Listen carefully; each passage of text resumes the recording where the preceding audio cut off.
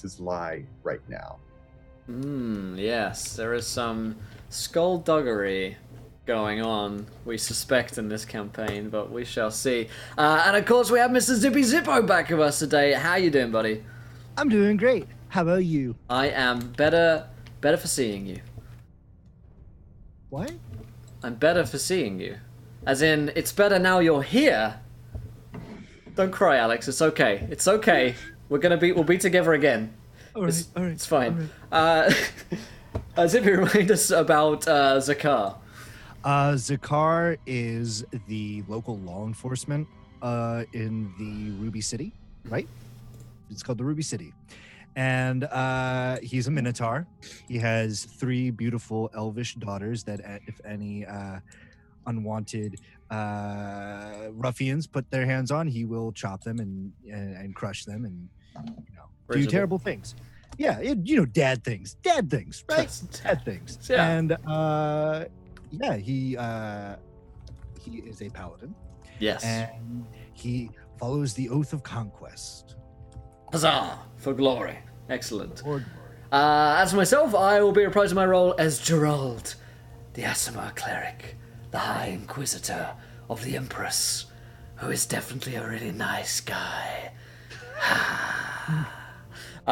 He's my excuse to play a villain NPC as a PC, and I'm sticking with that. Okay, Gerald's he's the High Inquisitor, so he's the enforcer of the Empress's religion in the world, and as such, commands, or at least until the events of last episode, commanded a fair amount of respect and fear from the general population. But the tables are turned a little bit, and we'll go to a recap, of course, in a moment's time. But let's meet Madame Gandalf. How are you, Madame Gandalf? It's been a little while. I am tired, but great. Somehow still alive.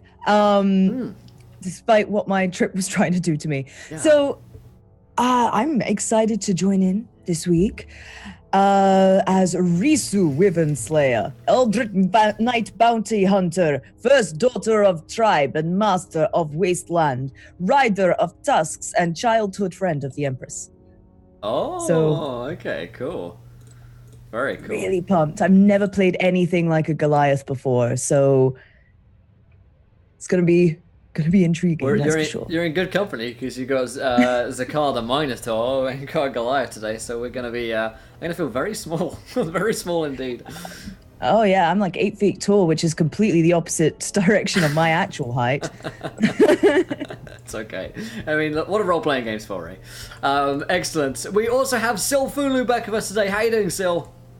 Hi there. Well, I'm doing pretty good actually. It's starting to be summer here, and so lovely days and swimming pools and barbecues and all that good stuff. So making me jealous.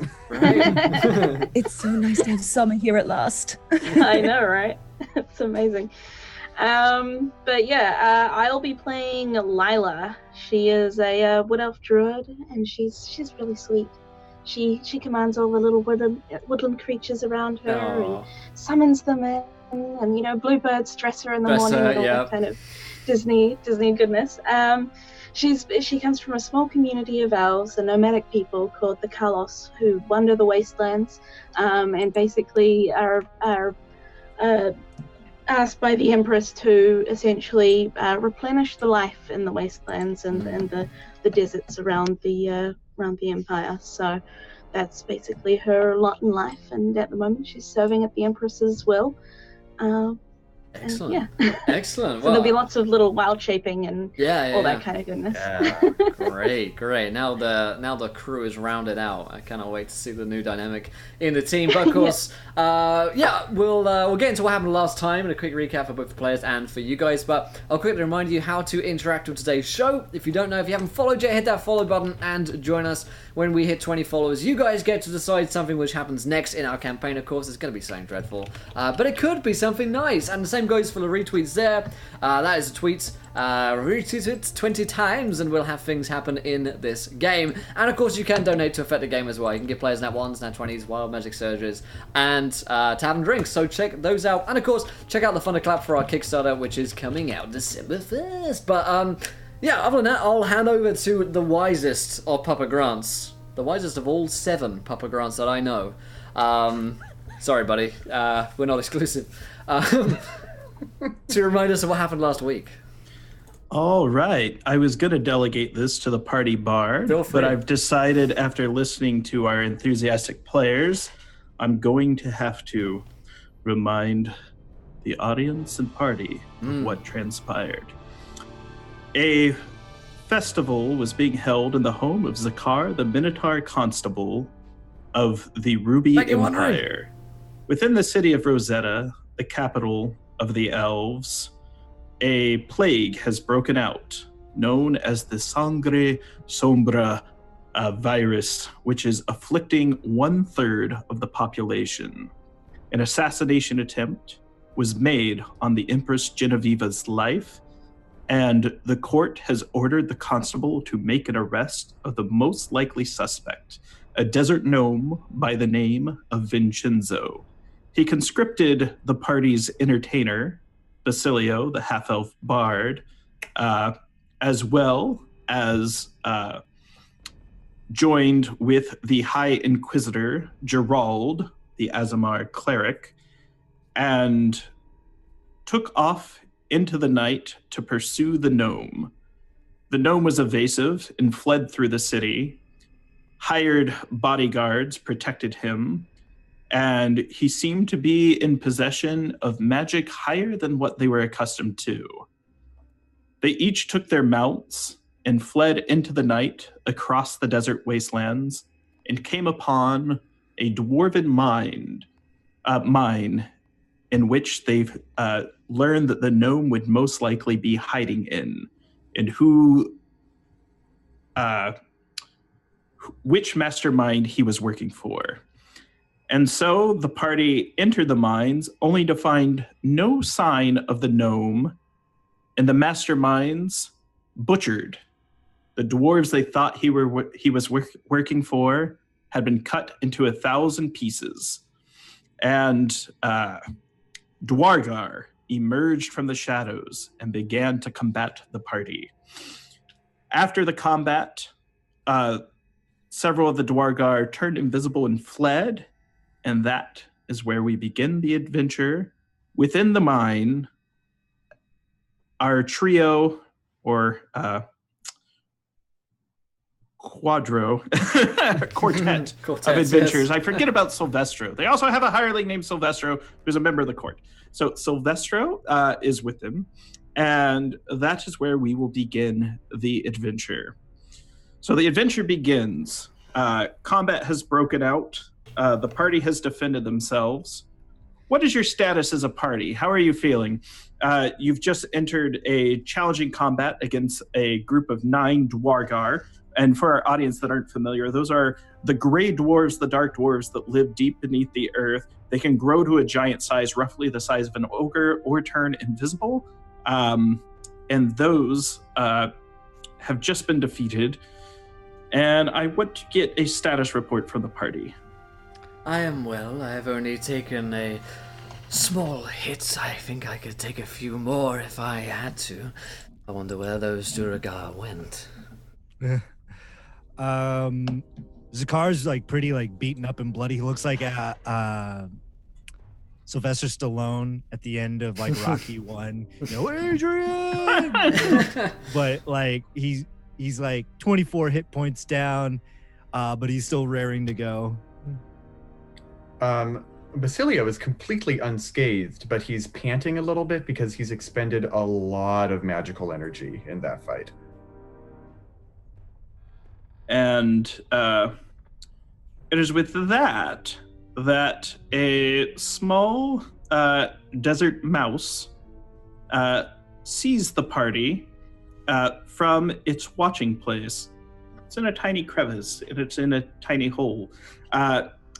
So, Lila, what would you like to do? You've observed this combat. You've been in here for like a day and a half spying on the dwarves. You witnessed the butchery, and you decided not to reveal yourself, and then you've just witnessed the Thor Knights, which is the order of knights that belong to the Ruby Empire, enter the cave and slay Mini Dwargar. Okay, so do I have any extra information on the Durgar, like what they've been doing? What I could maybe relay to the party? You know that the dwarves had been making deals with the Dwargar, and they had been trading. It looks like the dwarves have been giving roughly, you would estimate, 20% of all the riches that they have successfully acquired in the mines to the Dwargar. They seem to be paying them. And this last time, deals seem to go bad. Okay. You also did witness a gnome come in, and you've seen him before. You know that he comes and goes from the court, and he left with several Dwargar earlier. Okay, and do I know that the whole thing with the Empress is going on yet, or is that something that's... You don't know that there was an assassination attempt on her life. You simply know that she wants you to keep eyes on the dwarves in this mine, as well as the Goliath tribes that live near here, and report back to her any wrongdoings. And since you take care of and are essentially healing the desert, it would be routine for you to be in this area as well. This is an ancillary assignment. And since it was late at night, rather than sleep under the stars at the desert hills, you went into the mines since you can remain unseen. Mm-hmm. All right, so I'll pop out of my little hiding hole and sort of, jump forward down the rocks. And as I land, I'll like shapeshift back into my elven form. Hello there. What are you doing here? Zakar jumps, and you just went from a mouse to an elf in front of a very beaten up and still rare indigo minotaur. He's going to jump and then reactively try to backhand her away. Yeah, I'll jump out of the way. I'm pretty used to beasts reacting. You the all, way they do. Yeah, you all recognize her. It's kind of a swing and a miss, half-heartedly, and but she definitely moves. And Lila, who is known as a sister of the Empress, has appeared in the room. What do you do? Yeah, in my Warhammer staff, I clack it down so that the Warhammers kind of fall back to either side, and I say, Zakar, this one we need alive. Yes, I know. This is Lila. Lila, what are you doing here, and why are you scaring me? Yes, Lila, what are you doing here? Well, I was here on business of the Empress. What has led you to be here? Sorry, I'm a bit lost here. Who is she? Sister of the Empress, Basilio. You are amongst royalty. Oh, Your Honor, Your Grace, Your Excellency. It's I supplicate myself before you, and I go down on the ground and I quickly. Silvestro says, "Get off your knees. She's not royalty. She ain't part of the bloodline. Oh, come on. She's merely. It's a formality. Come, Silvestro, and allow me some fun with the boy." And then he goes, "Good idea. This is fun." A wit as sharp as his sword, that one. Just then, emerging from the darkness are three Goliaths. There is one carrying a torch. The other has a large shield and spear. And there's a third standing in the middle amongst them that is slightly larger. She's an impressive figure. She's the most striking Goliath you have ever seen. And she commands respect with her very presence. Zakar, you feel like an internal respect. You know that this is a warrior, and this is someone who has seen battle and has taken lives and knows and understands what that means.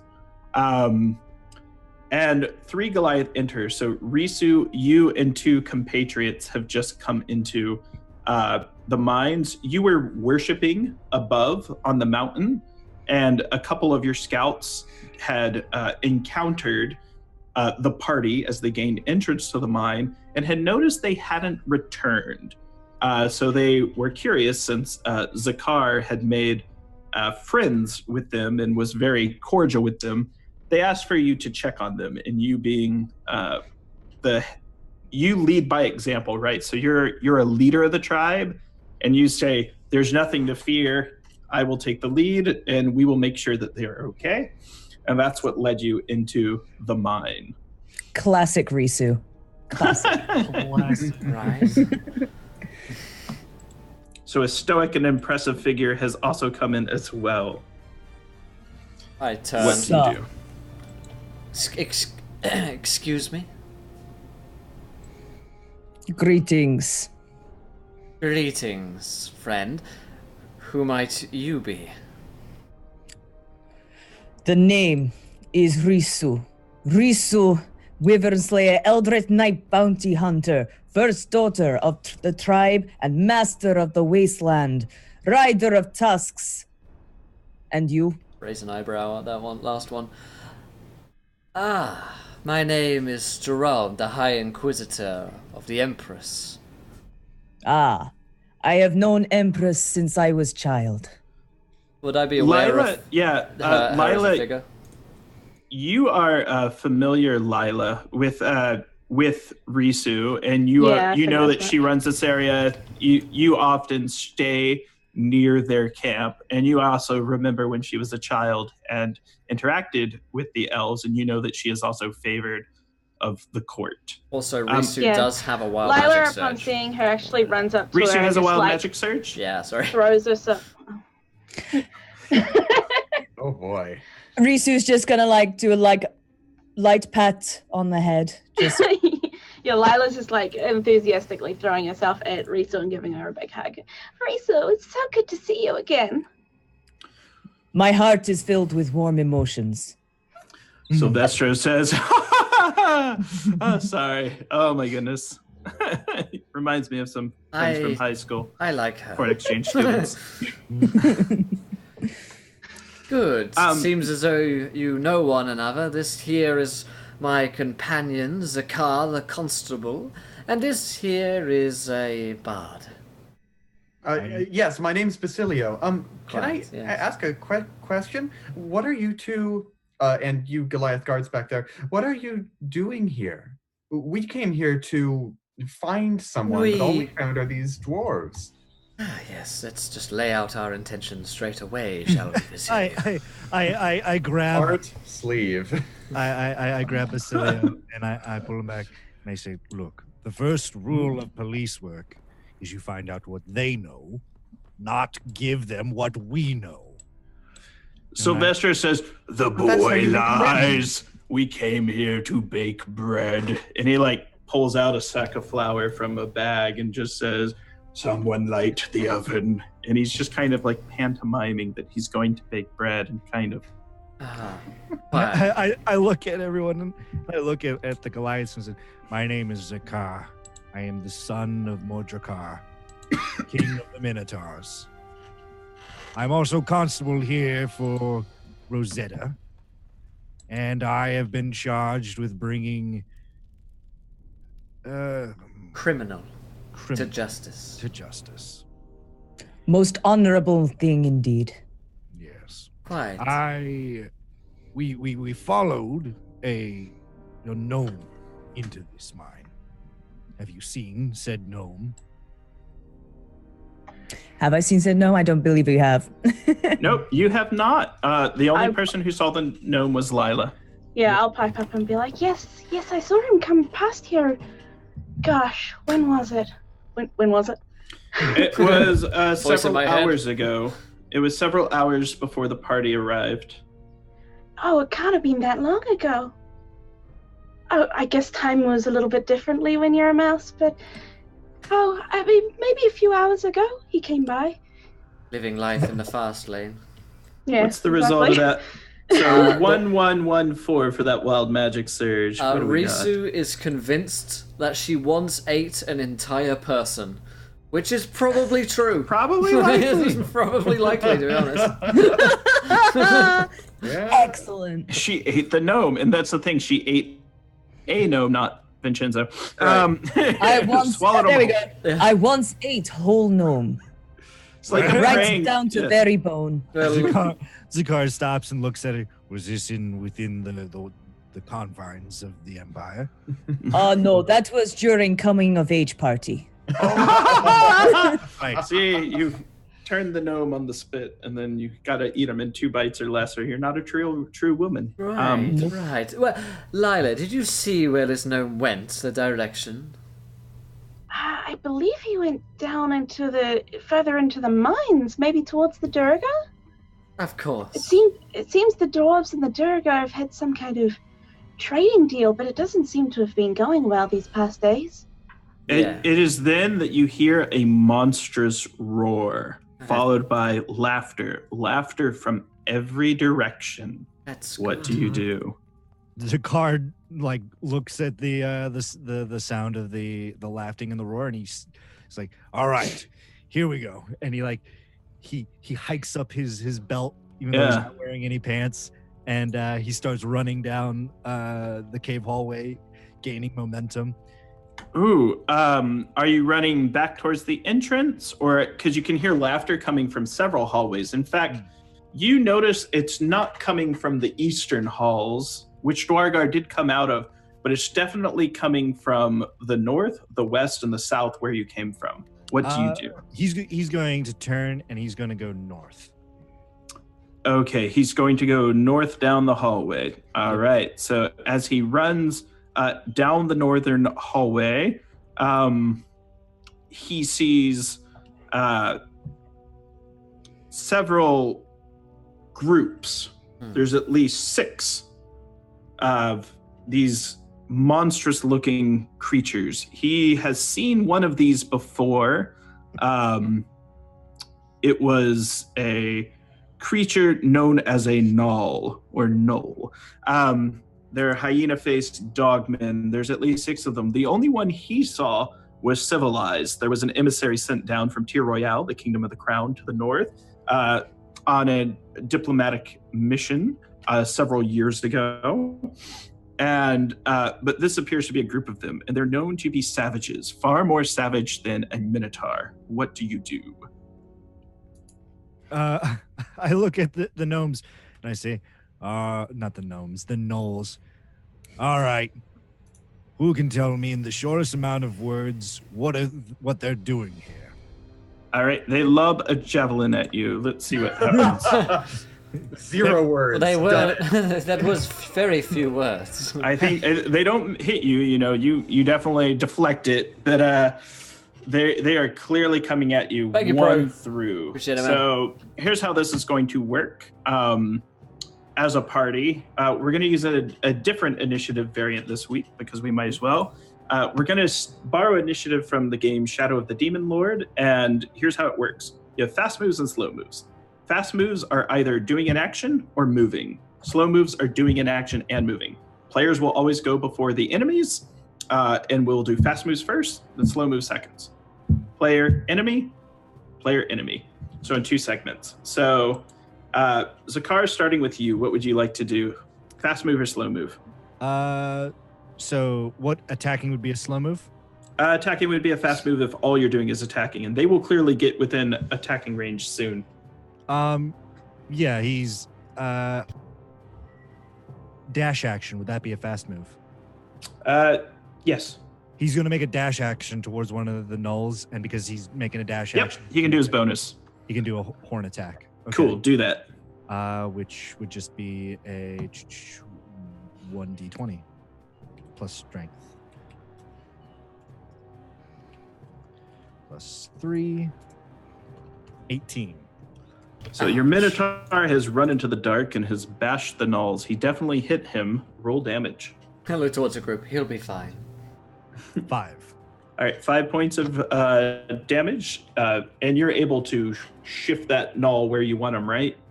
Does he have to make a save? I can't remember. I'm just going to roll that you did. Okay. Well, You've the checked him. thing is, hammering horns is when you use an attack action during your turn to make a melee attack. I didn't. I used a dash action. I'm okay with it this time. Okay, so he's gonna shift him. He's gonna throw him into the other gnolls. All right, he is chucked into the other gnolls.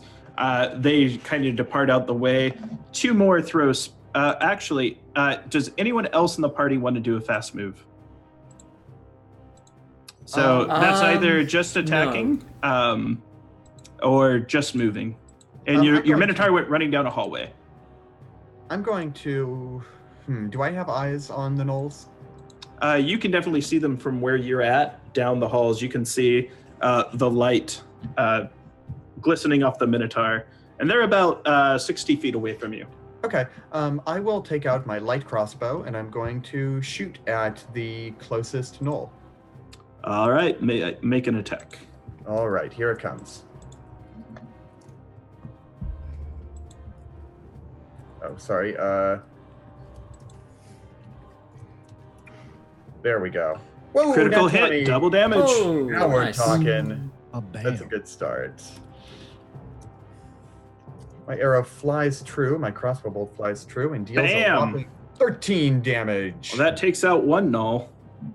He's down. Nice. All right. So next up, is anyone else doing a fast move? Well, what distance were they from us? Sorry. About 60 feet. All right, I'm gonna pull out my short bow and take a shot at them as well. All right, take a shot. You so, miss. 9 to hit. All right. You hit the Minotaur. No, you do not hit the Minotaur. Watch it. Well, I mean, I'll have it if it does no damage. Just have it stick out of my. my Yeah, it's just sticking in your back. It's like, hey, watch it here. I'm trying to kill these things. Come on. I'm sorry. Show a little bit of professionalism. The Goliaths who are with Risu begin marching down the hallway to get in the same range as the Minotaur. They figure he ran towards battle, they'll join him. If there's no more fast actions, now we'll move to bad guy fast actions. So that's another attack on Zippy, a third attack on Zippy, a fourth attack on Zippy. That one hits. That does hit. Shit.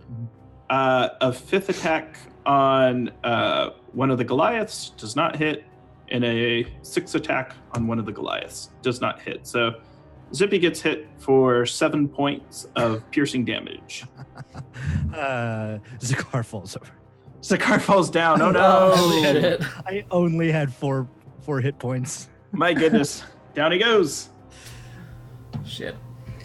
Well, I know what I'm doing on my turn. Hey, Zakar, did you see my shot? Oh.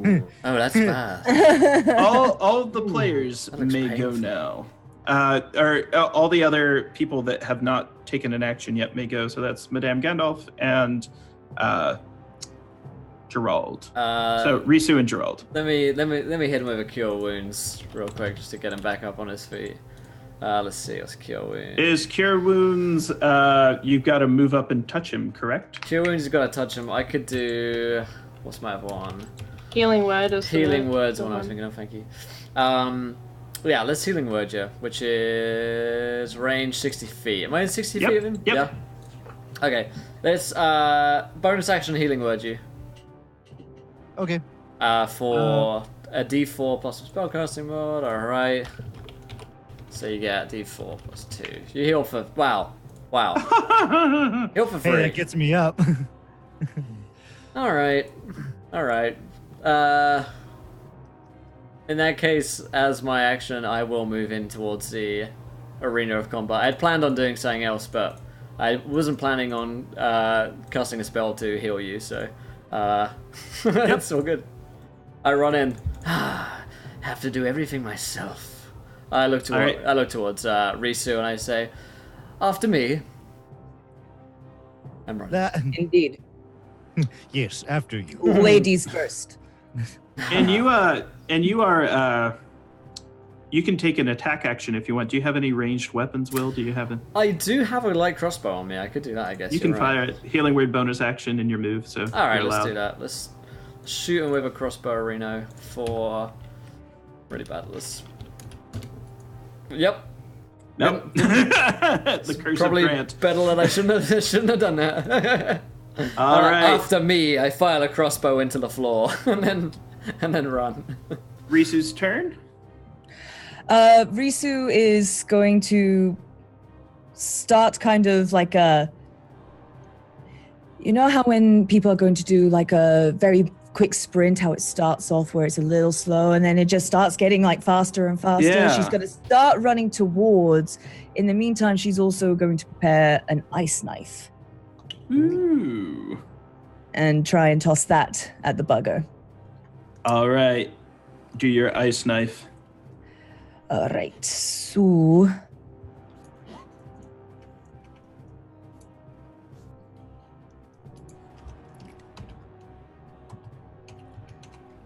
Let's see if it hits.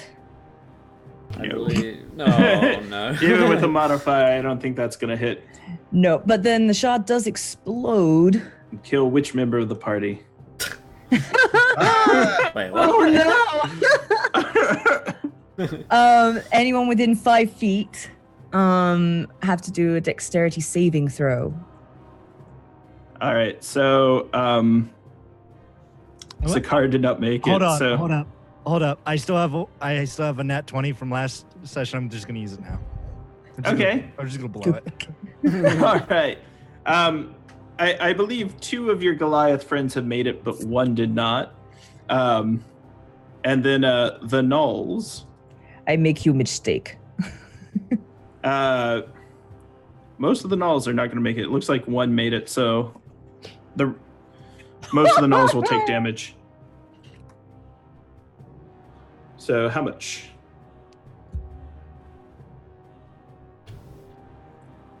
Do you have the damage on the ice knife there, Madame? It looks like 4 Yeah, points. it's It's 4 points. Oh, I just okay. put in.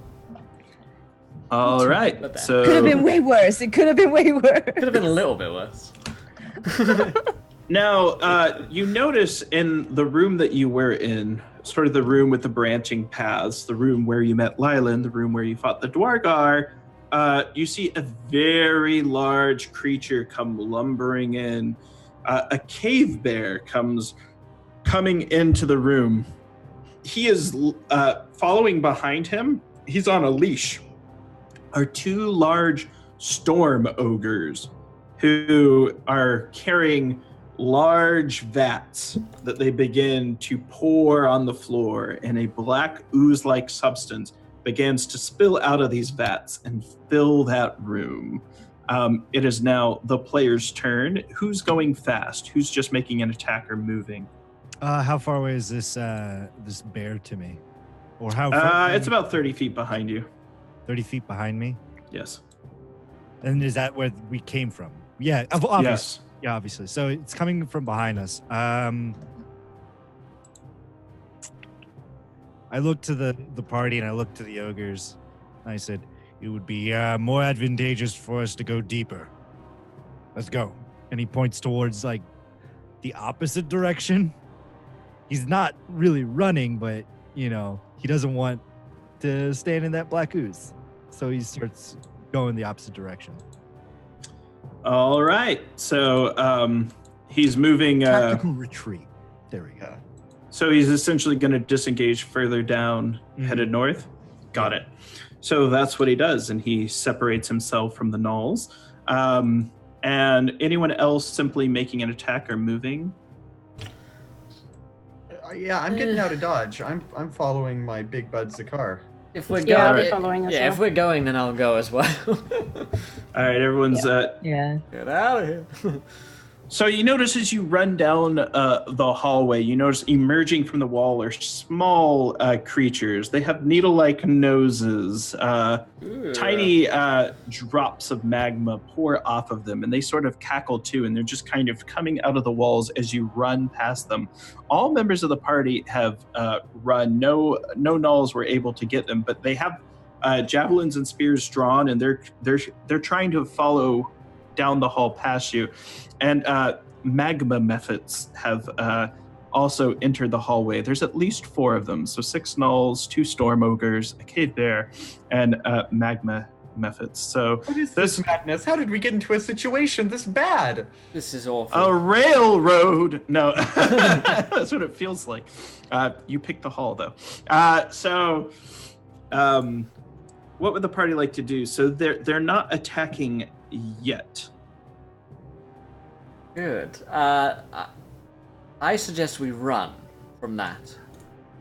I agree with the scary Inquisitor. We're looking for the gnome. No, the gnome. We're looking for the gnome. Anything you're looking else for the gnome. is secondary to requirements. All right, so here's my question for you. As you're running down the hallway, it comes to essentially, it splits three ways. Do you want to keep running to the north, or do you want to branch off to the northeast or the northwest? Ooh, give it a quick perception check, maybe. Okay. See if there's anything. Have I been this far down before? No, you've never gone down this far. That's an 11. All right. I also think at this point, Risu's probably feeling quite protective of Lila, as there is that background. That bond. Correct. Yeah.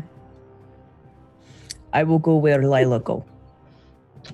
Uh-oh. And you come with us.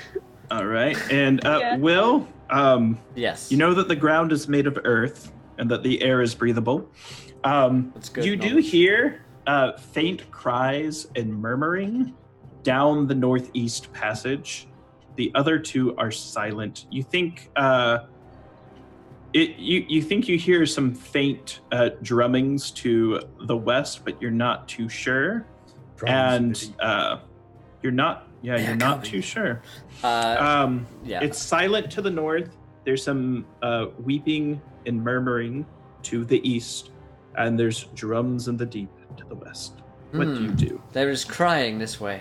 Let us follow it to its source.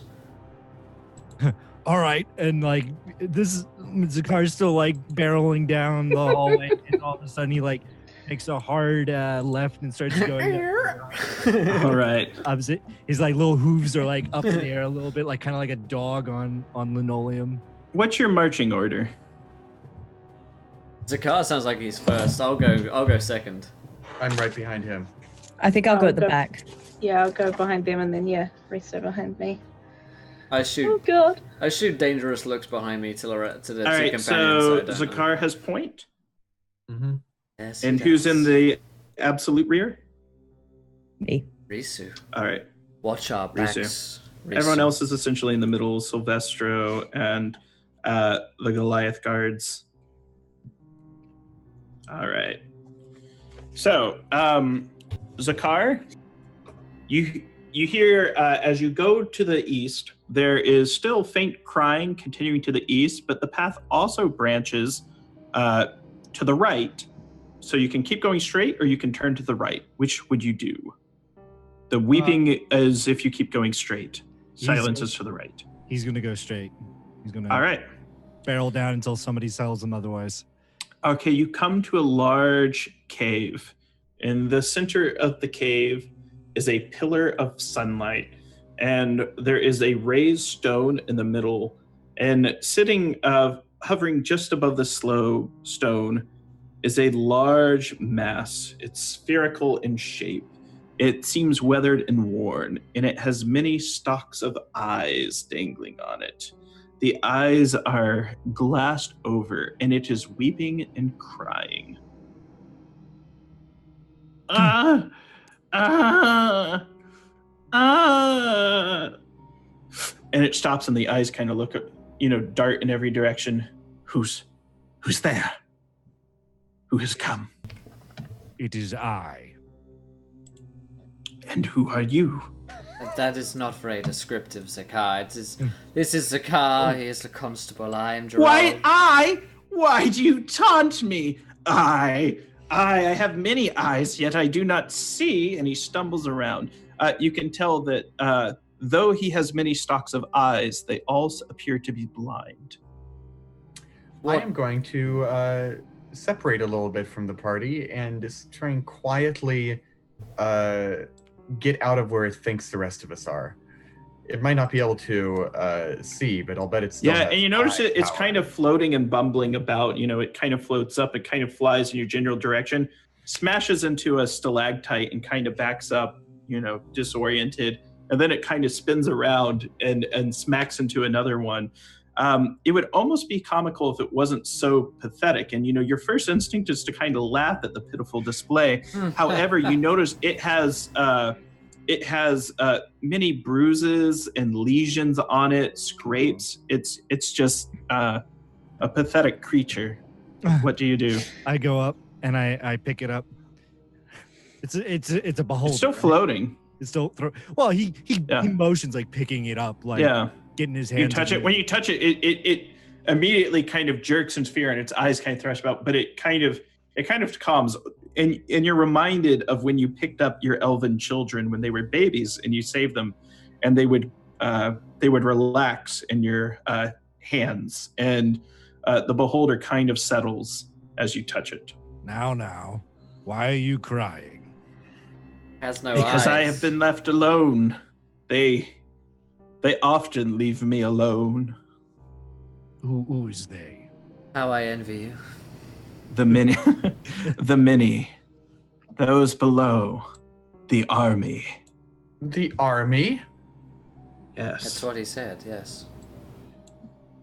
Do you know what this army, and he looks at the blinded eyes, sound like, smell, taste? Back when I had my sight, there was a woman, a fearsome woman. She has the horns on her head, yet her skin is dark, and she speaks with the voice of a devil.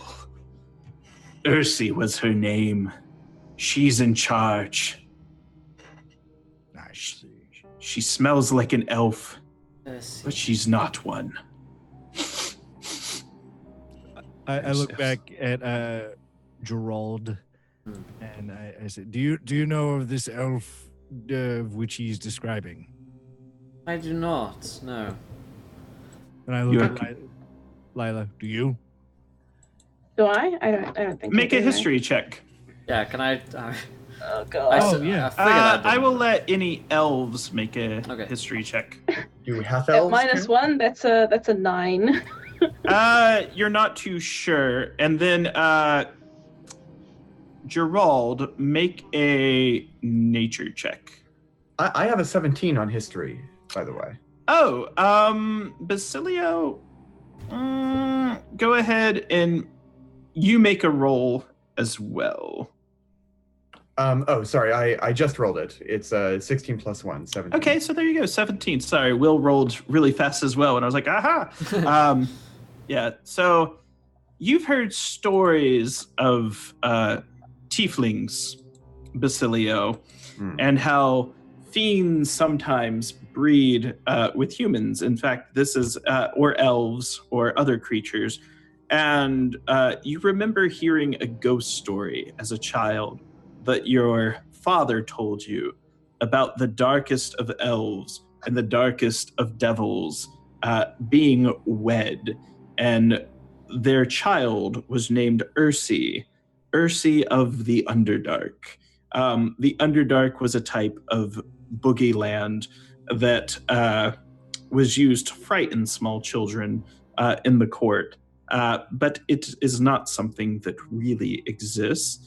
And you know the fact that you have an angel among you, even though he's a fallen one, in Gerald, that often creatures both above and below may fancy those of this realm and this plane and create such results, offspring. You're pulling my leg, big guy. Ursi's a myth. You know, the Underdark is a place that parents tell their children of to make them go to bed on time. Parents tell their children of them, so they'll remember when the time comes and they are pulled below and the very life is drained from them. All their thoughts and hopes and dreams. And with that, you notice several of his eyes begin shooting off in random directions. Let's roll. Everybody make a dex saving throw. Zakar, this guy's freaking me out.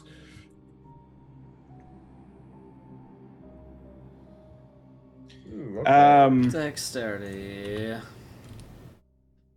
Let me check. +2 or 3. Those of you, so Zakar and Fuck. Lila and Will, Damn it. Risu expertly just, she opens her mouth and eats the beam, and then I take just, I take the one that you were about to get, I think. So I rolled that yeah. one.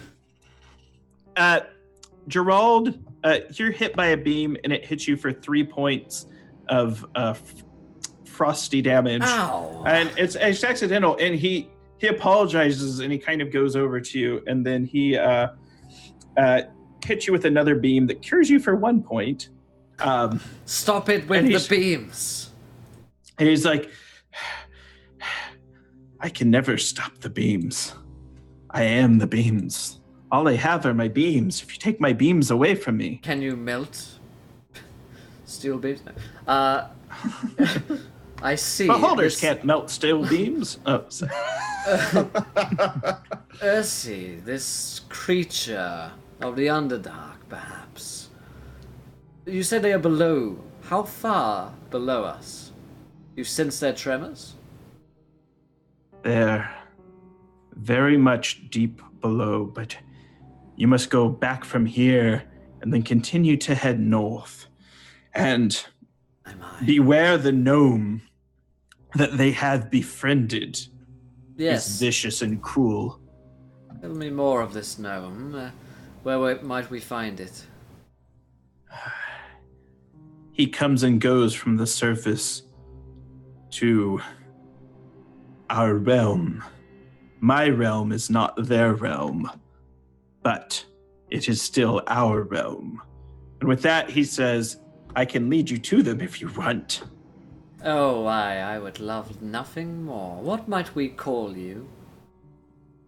You called me Raoul, the blind holder. It's not funny. No, That's what they all called me. Not funny at all. I place a big meaty minotaur hand on him. I'm just gonna call you Eagle Eye. There we go.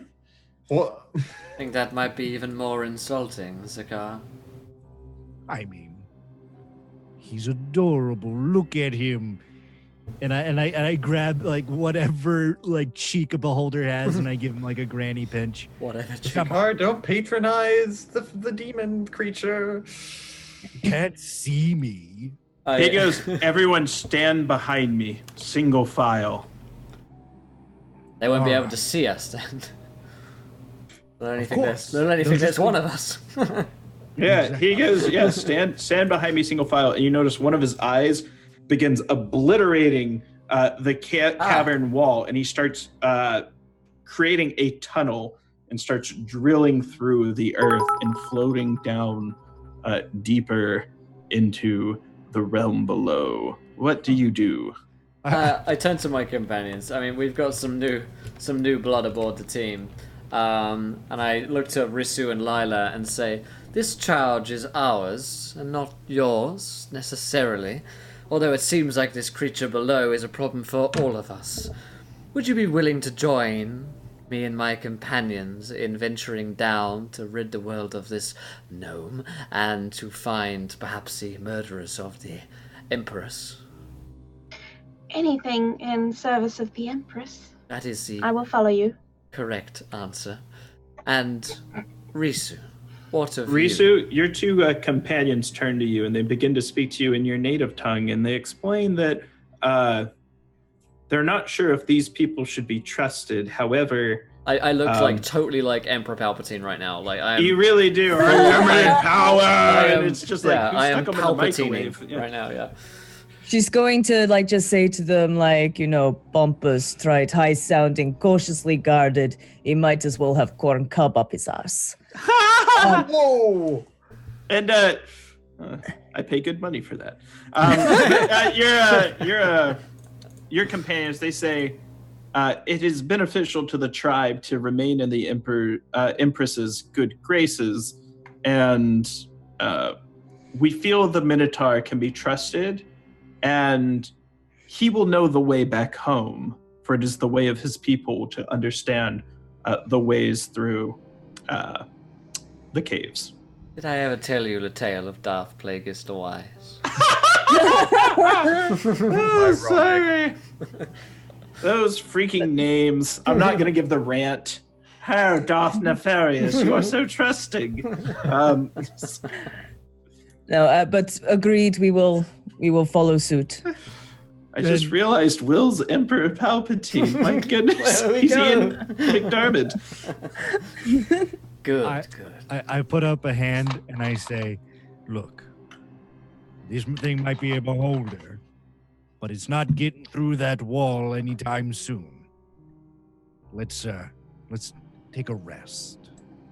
I agree with the horny one. I agree with this as well. I said, thank you. These are very nice horns. I haven't even broken them yet.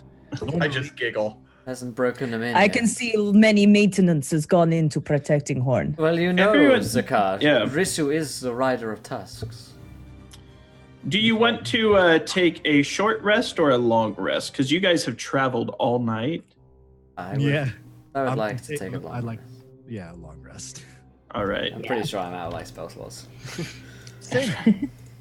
So here's a question for those who sleep. So I assume Basilio, Zakar, and Gerald will sleep. I do like Those of you that seeing are that. awake, is there anything... Lila, would you like to converse with either the Goliaths or the Beholder? The Beholder's just working on tunneling through the walls.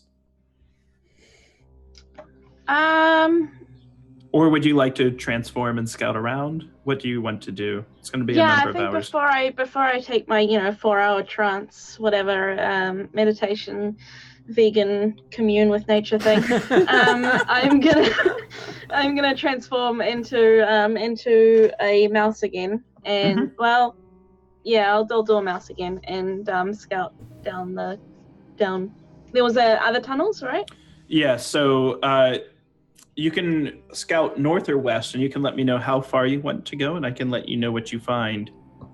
How long do you want to scout, and in which direction? I will scout north for about 15 minutes. All right, so you scout north for about 15 minutes. And as you scouted north for 15 minutes, you notice that the tunnels begin to go deeper and deeper, steeper and steeper below. Do you want to keep going forward? I haven't reached any kind of chamber at that point, so no, Not yet. I'm gonna head back and go the other way for 15 minutes as well, just to sort Okay. of make sure things are All fairly right, clear. so you go back.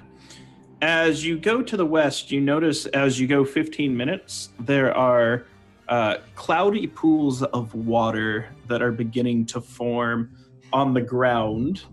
They're easy to avoid. And you also notice that almost in a spiral pattern through the tunnels, the rock itself seems to rip and tear and become shard-like. Do you continue forward or do you head back? Does the shard-like look of the rocks remind me of anything of what might have caused it to be that way? Either something tore it out, or it's just an unusual natural formation. You're not too sure. It's hard to discern. You don't know any animal that could have done this, and that is your speciality. It is. I'm going to head back because I think wild shape I can only have it for an hour at the moment. So. All right, let me make another roll. All right. You do go ahead and make a perception check for me while you're down there. 14. You do know that there are creatures down there. They seem to be, there seems to at least be 50 of them, but they don't seem aggressive. They seem docile in their location. There appears to be a group of 50 creatures. Okay. You could tell. Roughly You could kind of smell. what size that they would Small. be? Okay. So And that Cloudy was Pool what, is- to the northwest? Yes, was that that's one? to the west. All right, sweet. Okay, and then I'll head back to the group and take a rest there as well. All right. So everyone has the benefits of a rest. I would like to also do a weapon bond with my axe during that time. Totally bond with that axe. Tell me how you bond with it. How does the Goliath bond with her axe? I love you. Right. I love Well, you too. My axe's name is Vera. And basically, Risu is going to think over the most like beautiful woman she has ever come across in her life, and that's what she named her like axe after. And she's just going to basically recollect all of those emotions and feelings that she had for Vera, and basically almost hold this axe like she would a very precious being to her. And that's how she's going to bond with Vera. You now have a weapon bond with Vera the Axe. And go ahead and roll a 20-sided die for me. Let me know if you get a 19 or 20. All the while, Zakar's just like taking his axe and slamming it against rocks, just as practice. So It's your this weapon time, bonding. Vera is not magical. However, she is very finely made, and you feel that she has the potential to be imbued with even more powers from above. But she needs to strike true before that happens. So let me know if you manage to get a nat 20 on Vera at any point during the adventure. Okay. She's probably got like a whetstone as well, is like really just carefully looking after it. While probably watching Zakar just slashing away at things with his. He then takes a moment and he pulls off his belt buckle, has a locket in it that he pulls out, and he opens up like this big, it's like a rodeo sized buckle. Yeah. He opens it up, and it's him and his three girls, and he's like, there you are. And he's starting to get nervous about them being alone and just being alone at home. And it was a party, and there were musicians behind. Can't trust him. And yeah, you're nervous about it. Copious amounts of cocaine. All the hookers. All the witches. Yes, All the witches. I wasn't Did going you just to. call my daughter wenches? I wasn't going to write you up about all of the cocaine at that party, Zakar. All right. With that, our party is well rested and ready to go. The Beholder has tunneled a mighty tunnel towards cutting through rock and headed towards the north. He's essentially created a alternative path down below, and he kind of is sulking about, floating to and fro, trying to not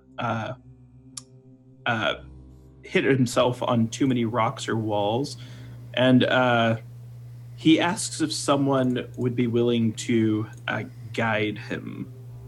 Will someone keep their hand on me the entire trip down? Yeah. Well, go ahead, Zakar. You seem to have bonded with our friend Raoul here. I take Eagle Eye and I place him on top, like On the horns? No. Nested between? the horns. Oh my goodness. He loves it. Mounts He's up. like, I feel like a god. And his eyes kind of, perk up. There is only one God. Thing is, talking of all this Star Wars, I'm just seeing that Anakin gif now of like, it's working! And just holding onto the two like horn. It's working! That's great. Now this is pod racing. Are you an angel? Sorry, it makes we're a not lot- getting. Gerald, yes, I am. It makes a lot of sense because, I mean, like, he's on the high ground now. He's got the high ground. He's up on Zakar's tusks. Will, He can't lose. just the bully Your then. new empire. I Execute Order 66. Zakar perks up, execute order 66, grabs it. Oh no! No!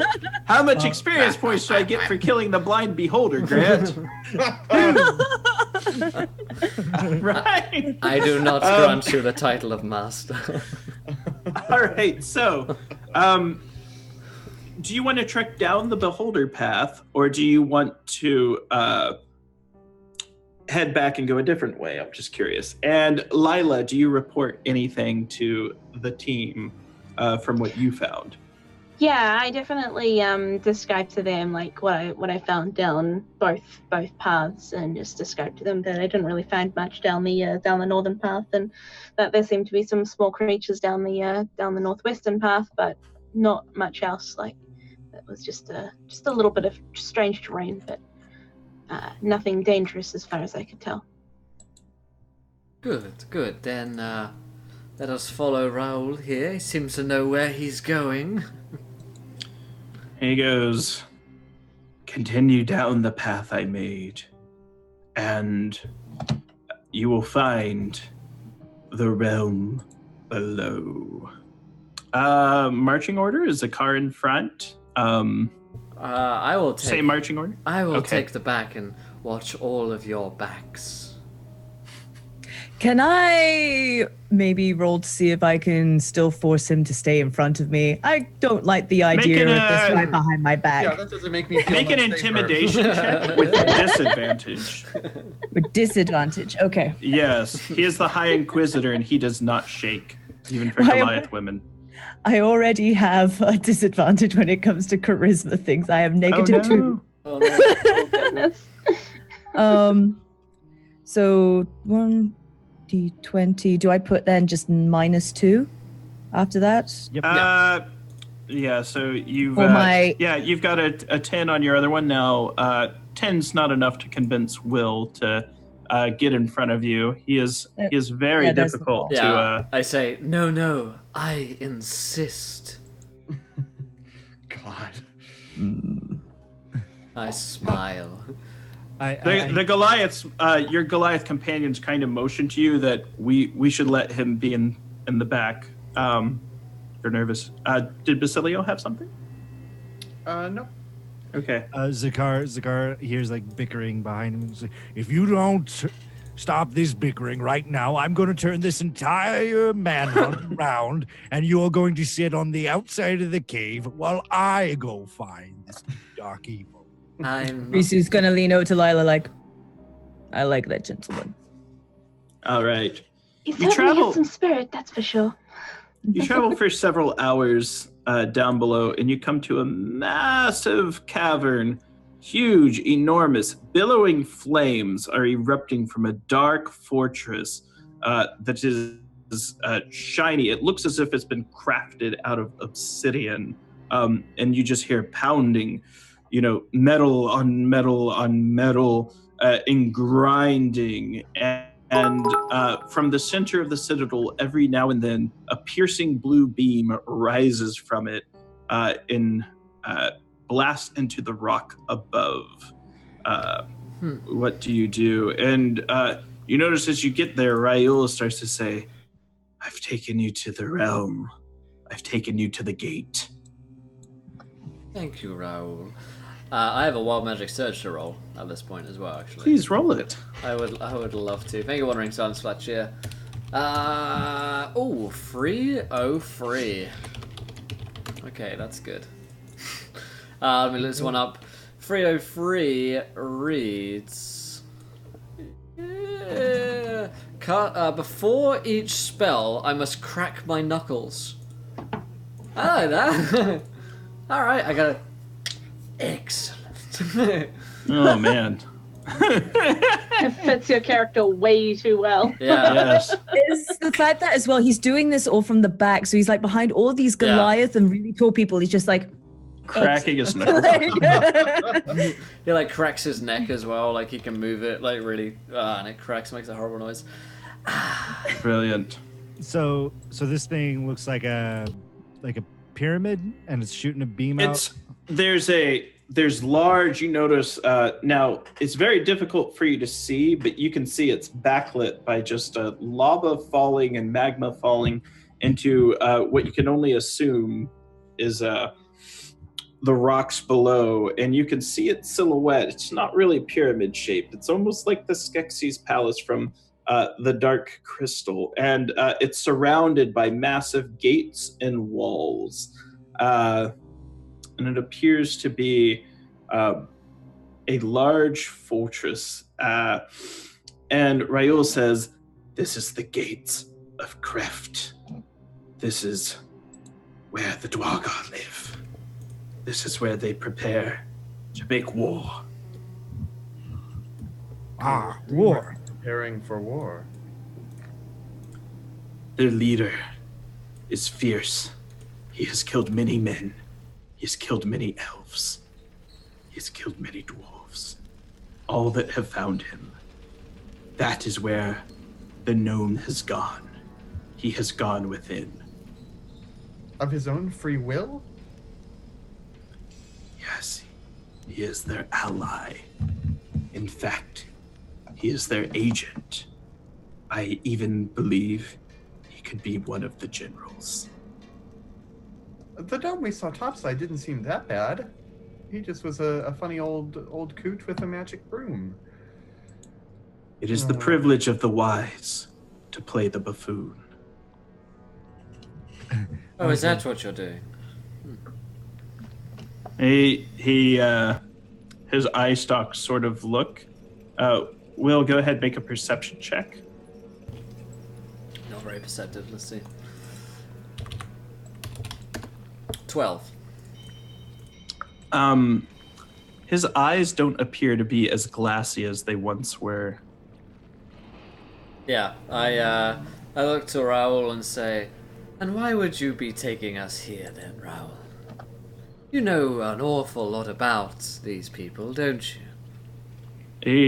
He sort of stumbles about. He goes, "It is my belief that we can exact revenge. We can take our revenge out on them. That is what we must do." And he floats off of you and begins flying towards the fortress as fast as he can. But you notice he still hit the stalactite on the way. He's still blind. I don't know. As he goes spinning off of it, and he's lost his direction. I do not think that now is the time for our vengeance, friends. All right. If there's an army down here, then there are but 5 of us and a few companions. Sylvester says, "A knight does his duty." And he looks at Zakar. "We must retrieve the gnome, and we must arrest him." Agreed. My fear is in that rushing in and starting a fight is going to draw far more attention than we are willing to fight back. Zakar reaches over to Silvestro and picks him up by the nape of his collar, and he brings him real close, and then he points at the citadel. "Do you see that? Do you want to go rushing in there, unprepared? Then fine. We're going to go back to the court. We're going to tell them what we found, and we're going to tell about an impending invasion." Oh, dear friends. My speciality is infiltration, disguise, illusion, I can believe that. glamour. I can get us into that palace. I can get me into that palace, at least. "We must arrest the gnome." Yes, we will arrest the gnome, Silvestro. Back down. Also, nat 20 for Risu from Lauren. Ah, They thank like you. her. They really like her. They like me. Thank you, doters. We love it. I am filled with warm emotions. It's really funny. Sally Field never said those words. That was just like a popular generalization that she said that. She's never said those words. She said something like it, but never those words. I will, as I... looks like Zippy's dying. So We've lost Zippy. Over, Let's see if we can. Yeah, it looks like he's going. Oh, that He shook his poor, fingers poor so bastard. fast it caused his Ah. processor to die. He's back. He's back. He's back. There There we we go. go. Oh, there he is. Return of the Hold City. still, my friend. No worries, man. Yeah, I wanted to. Oh god, what was I saying? We're about to jump in. Zakar said no. Yeah. Oh, Basilio said that he could get us in. Yeah. When Basilio says, "I am a master of infiltration," very swiftly thereafter, Gerald says, "I can believe that." Let us... Do we really trust man with silly in middle of his name? Hey, that's pretty funny. I'd never noticed that, says Basilio. What The, did you the other have in Goliaths, mind? Stoically, they don't even see it as a joke. They see it as, Yeah, like it's, this is- it's actually just an astute observation. This is worrying. He's a silly man. This worries us. And you He's notice named they so. pull out some bone dice, they roll them, and they don't seem to like the results, and they look at Basilio. But then they roll again, then they nod, and then they turn to Risu, and they're like, yeah, you can totally trust him. Sometimes silly.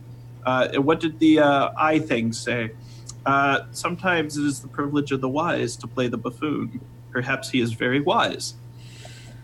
It is an astounding assumption. We stand behind you. Truly astounding. Basilio, what did you have in mind? Well, you're sort of the master of tactics and strategy. I wanted to see if maybe we could scout out the place. How do we get in there? Is there a back entrance? I mean, of course we don't just go knocking on the front door. That's silly. But maybe there's a catacomb or something. Right, Then they are I could- Durgar after all. I could disguise myself as a Duergar, and you could be my prisoners. What? I look at Basilio and it's like, no, you are not going to take me prisoner. If anything, I would slaughter you before me prisoner. No. It's like I wouldn't really take you prisoner. It's like acting, right? You would play a role. I know that you're Seems as though Zakar has become slightly robotic as of late. Domo arigato zippies roboto. like, oh, We need to recharge his. You need to recalibrate. He is a monster man. He's- Secret. Zakar's Looks like- got a secret. Looks like you're back now, buddy. I'm in Japan. Secret. Zakar's got a secret. bullshit. Fucking ISP, man. All right. No worries. It happens. I don't think you're going to convince Zakar or any of us here that you will take us prisoner. Perhaps you'll be able to scout. Lila here appears to be able to turn into a creature. It could be useful and to go undetected. And I can detect Yes. magic and traps. And cling to the shadows. Lila has always been particularly sneaky. Always win at hide and seek. I'm a pretty stealthy man myself. So here's my question for you. In only some ways. If you'd like to scout around the Dwargar fortress, let me know what you'd like to do first. Are you going to attempt to try to figure out the essential geography of it? How close do you want to get to it? Are you going to try to scout around paths along the rocks? Raul hasn't gotten to the fortress. He's still just kind of hovering about. He's still in the general area. He just seems to be throwing something of a beholder tantrum. And you can see that his eyes are still fairly glassed over. He'd like to believe he has sight, but he still does not. Well, I say Basilio goes in first and takes a look around, along with Lila. The two of them have a look around and report back to us. Perhaps you can find a route in. Perhaps they have slaves or servants that we can pose as for a time. What type of creature is Lila going to turn into a creature? Yes, she's going to turn into a black cat. Okay, she becomes a black cat. It's good luck. You'll always land on your feet. Basilio, I'd like you to make an investigation check with advantage. You got it. Let's see here. Okay. It's a straight D20 roll, basically. Ah, 19. You know that there are 3 entrances into the Dwargar fortress. Oh. There is one, or this is what you've been able to uncover. One is through a series of twisting caverns. There is a sub-level with an entrance below where you can enter into the lower forges. And this all takes you roughly 2 hours to discern. It takes you some time. So you can go through the twisting crystalline caverns. You can go in through the forges below. And there's also entrances through a mine. None of those would involve you going through the straight gate. So what would you like to do? There's also the front gate. Right. And you can report this back to the group if you'd like. Yeah, I'm going to deliver this information back to the group, and it's forges, mine, and crystal cavern. Yes. When I was there, did I notice which one had the most and fewest people around it? Definitely the caverns. The mines, you saw common dwarves, not dwargar, who were in chains near the mines. The forges seem to just have straight dwargars and ogres.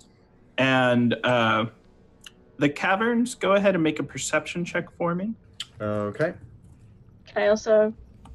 Yes, you can roll as well, Lila. 24. Another 19. The caverns, there was a large creature, unlike any you've ever seen, fully armored. He stood at least 35 feet tall. Frost was drifting off his armor, but his face was black as hell itself. And he had chains on either arm. 2 black trolls with their lower jaws removed were sprawling about on the ground. They were chained to him himself. He was an imposing figure. And he was meeting with a horned dark elf. You couldn't hear their conversation. You saw them from a distance. I don't think I'm going to tell him about that one. I think that way is certain death. Mm-hmm.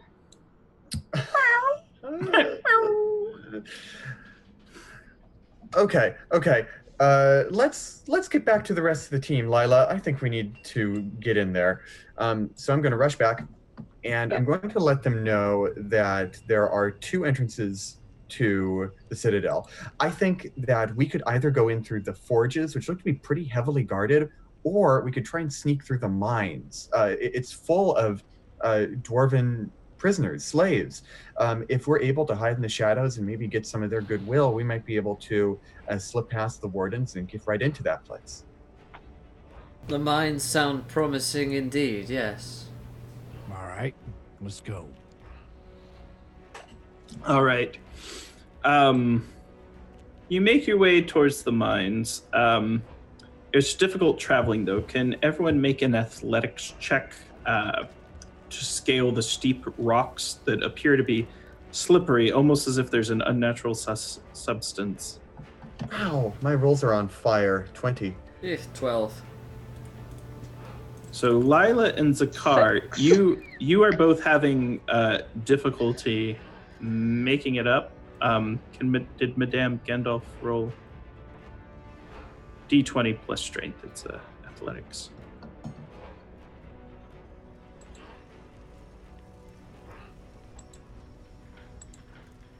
Gonna need a hand there, Lila. Yes, definitely. Otherwise, I'll scrape my knee. Oh. Couldn't have that. All right. Even with a +5, like. Yeah, you're all. The 3 of you are having difficulty making it up. Basilio and Gerald have made it up, but Zakar, actually, Madame Gandalf. No, you didn't make it. You didn't get a 12. You got a 10.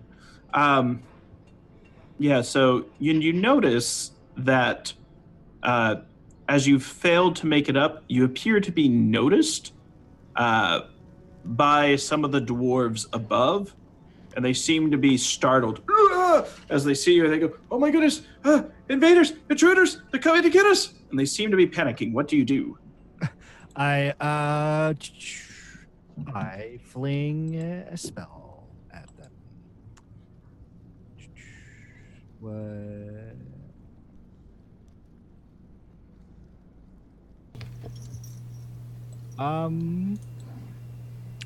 Let's see, halt. Grovel. Grovel. Sounds like a spell I would like. Yeah. I was hoping I could command them to be quiet, but Yep. can't do. Yeah, does he have command? I can suggest them. Yeah. Yeah. I'll cast suggestion. Make a suggestion. I'll They'll try to save. So say, Wisdom 13. they got -2. Oh, and these are the dwarf slaves, correct? Yes. Yeah. I'll say, I suggest that you be quiet. We're your friends. They get really quiet. They're like, friends. They get very quiet, and they'll go shh to each other and start going back to work very quietly. And they're like working very quietly. So they're mining so quietly that they're barely even tapping the rock. You should talk to us in an inside voice. This is my inside voice. No, they go. Sorry. Silent gods. Oh my goodness.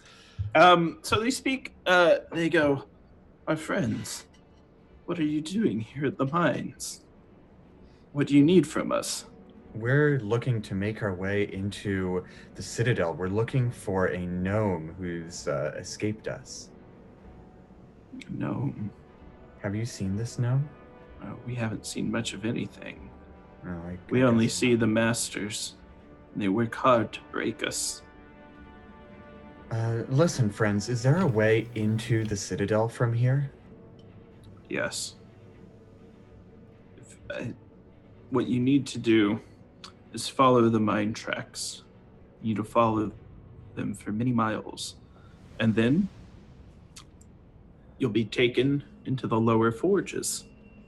From the forges, you should be able to ascend into the Citadel. We only go where we're asked. You'd see two other slaves. One is a large creature, unlike one you've never seen one like this before. He's massive, broad shoulders. He's about as big as Zakar, but he's bald-headed, piercing eyes, tusk protruding from his lower jaw. And there's another creature next to him that looks like a goblin, grew legs, and took a lot of steroids. And these two creatures see you as well. They're chained up, and they kind of look at themselves, and they speak to each other in a dialect unlike that you've ever heard before. Friends, who are those creatures over there?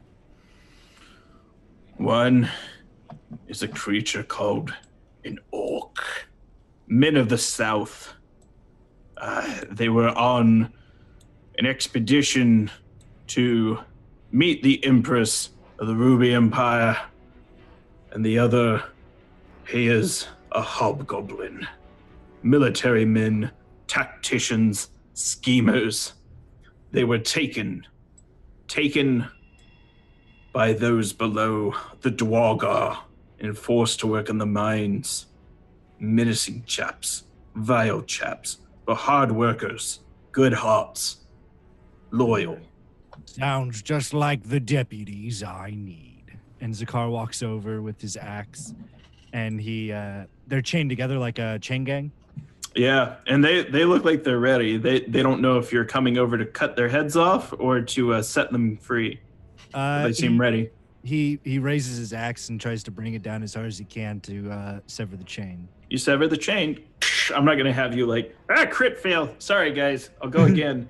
And have Gerald with his warhammer tap it once and it breaks. I'm your leader now. Worship me as the god I am. But only one god. Clarity on. So yeah, you free them and they look and they greet you in a foreign tongue, and they thank you in a foreign tongue. They seem to highly appreciate it. And then they speak in a broken Elvish. How may we be of service? You're going to help us get Vincenzo the gnome. The goblin kind of hobgoblin looks at himself and he speaks up. He says, we will do this thing. If you follow them, they can show you a shortcut to the citadel. Good. Before we leave, I look at the dwarves. Now, they're in a chain gang. There's no one guarding them. Or make an investigation or a perception check. All right.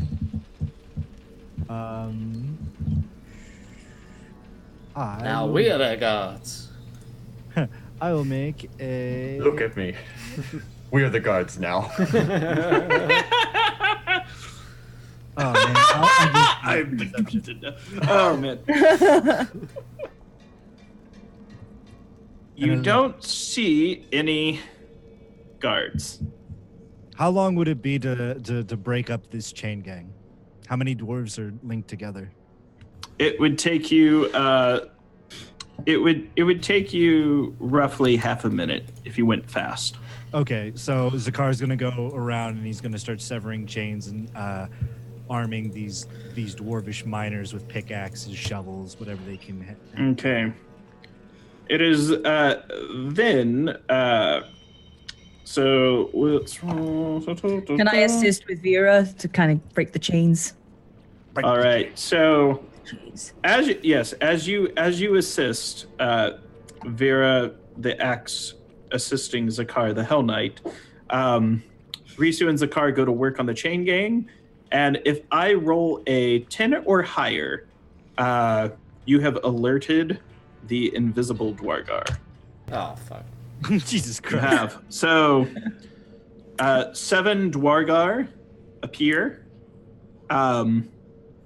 They're around, so they were invisible, but now they're visible. And also, you notice 2 slender elves. Their skin black as the night, have accompanied them. And fast moves. Who's making a fast move? Who's making a slow move? Let me know. I will quickly cast a spell on the group of us. I bless up. up. Papa bless. Papa bless. Now you can bless 3 Freedom. creatures, right? I bless Risuzaka and Basilia, because he gave me a bardic inspiration last week. All right, so you have now blessed them. Anyone else taking a fast move? Yes. Zakar's going to cast Heroism on Risu. I'm doing good, feeling good today, guys. Bless her. Bless you, child. A willing creature you touch is imbued with bravery until the spell ends its concentration. The creature is immune to being frightened, and gain temporary hit points. Oh yeah, I gotta crack my knuckles for it. You're right. Modifier at the start of each of its turns. Okay. When the spell ends, the targets lose any remaining temporary hit points from the spell. My spellcasting modifier is 5. So I add a +5 to my rolls. Well, no, you get 5 temporary hit points. Oh, right, cool. Let's see, equal to my spellcasting modifier at the start of each of its turns. That's heroism. Yeah, that's good. Blessings, heroism. I'm gonna hide. Yeah. You guys have got this. Yeah, that's a 13. Vera hasn't tasted blood in a while. You've done enough acting that you've played enough trees in school plays that you just. I was really good at tree number 3. Basilio, how would you like to hide? Would you like to jump into a minecart? Would you like to hide amongst a pile of rocks? Or would you like to start descending back down the ledge that you guys climbed up? Are there any of those big, thick stalagmites that sort of make a natural column? Yeah, I'm gonna try and hide at the base of one of those stalagmites. Okay. Just to get behind it. All right, so that's what you do. And with that, if there's no other... Are the Durga within 90 feet of us? They absolutely are. Okay, well then I'm going to cast Entangle on them. Ooh. So you'll be able to get 4 of the Dwargar. So let's see. So grasping weeds and vines sprout from the ground in a 20-foot square, starting from a point within range. For the duration, these plants turn the ground into difficult terrain. A creature in the area when you cast a spell must succeed a strength saving throw or be restrained by the entangling plants until the spell ends. So let's see. What's your spell DC that they have to beat? 13. 1 beats it. 1 does not beat it. 2 do not beat it. 1 beats it. So about half of them are restrained. Excellent. Half of the 4, so there's 3 more that are not. So you managed to catch 2 of them that are now stuck, which is a good thing, sticking a Dwargar. And did Risu want to take an action, or does she want to do something more complicated than just fight or flight? No, she's just gonna kind of run on in and start hacking and slashing away where she can. So that'll be a slow move. So after these bad guys do their fast moves, so there's going to be 2 fast moves from bad guys. One hit Zakar with a 21, and the other one hit Gerald with a 21. Ow. Yeah, I believe you're both going to take 5 points of piercing damage. These were the 2 slender, dark-looking elves. They both shot you with hand crossbows. I need you both to make a Constitution saving throw. Okay, so how much damage did we take there, Grant? 5 points. 5 points, that's right. Constitution saving throw. +2, actually. 12. I'm all about the 12s today. So you are now poisoned, and Zakar eats the arrow and is like choo choo choo, spits it out. So you are now under the effects of poison. Good. You're like, sweet, sweet poison. Ah, yes. Succulent. All right. All right. So now, Risu, you may go and do your attack action. Do you want to attack an elf or a Dwargar? Ooh, I'm gonna go for a Dwargar. All right, make your attack. All right. So, I do believe.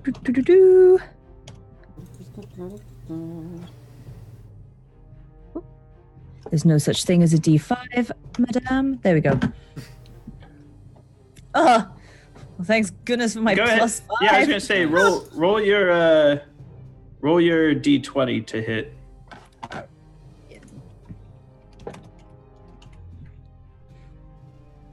+5. No.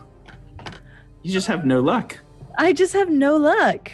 All right. So I have that nat 20 just sitting here. no. And then the other Dwargar begin hacking and slashing on you. So there's 3 that get to make attacks. What's your armor class?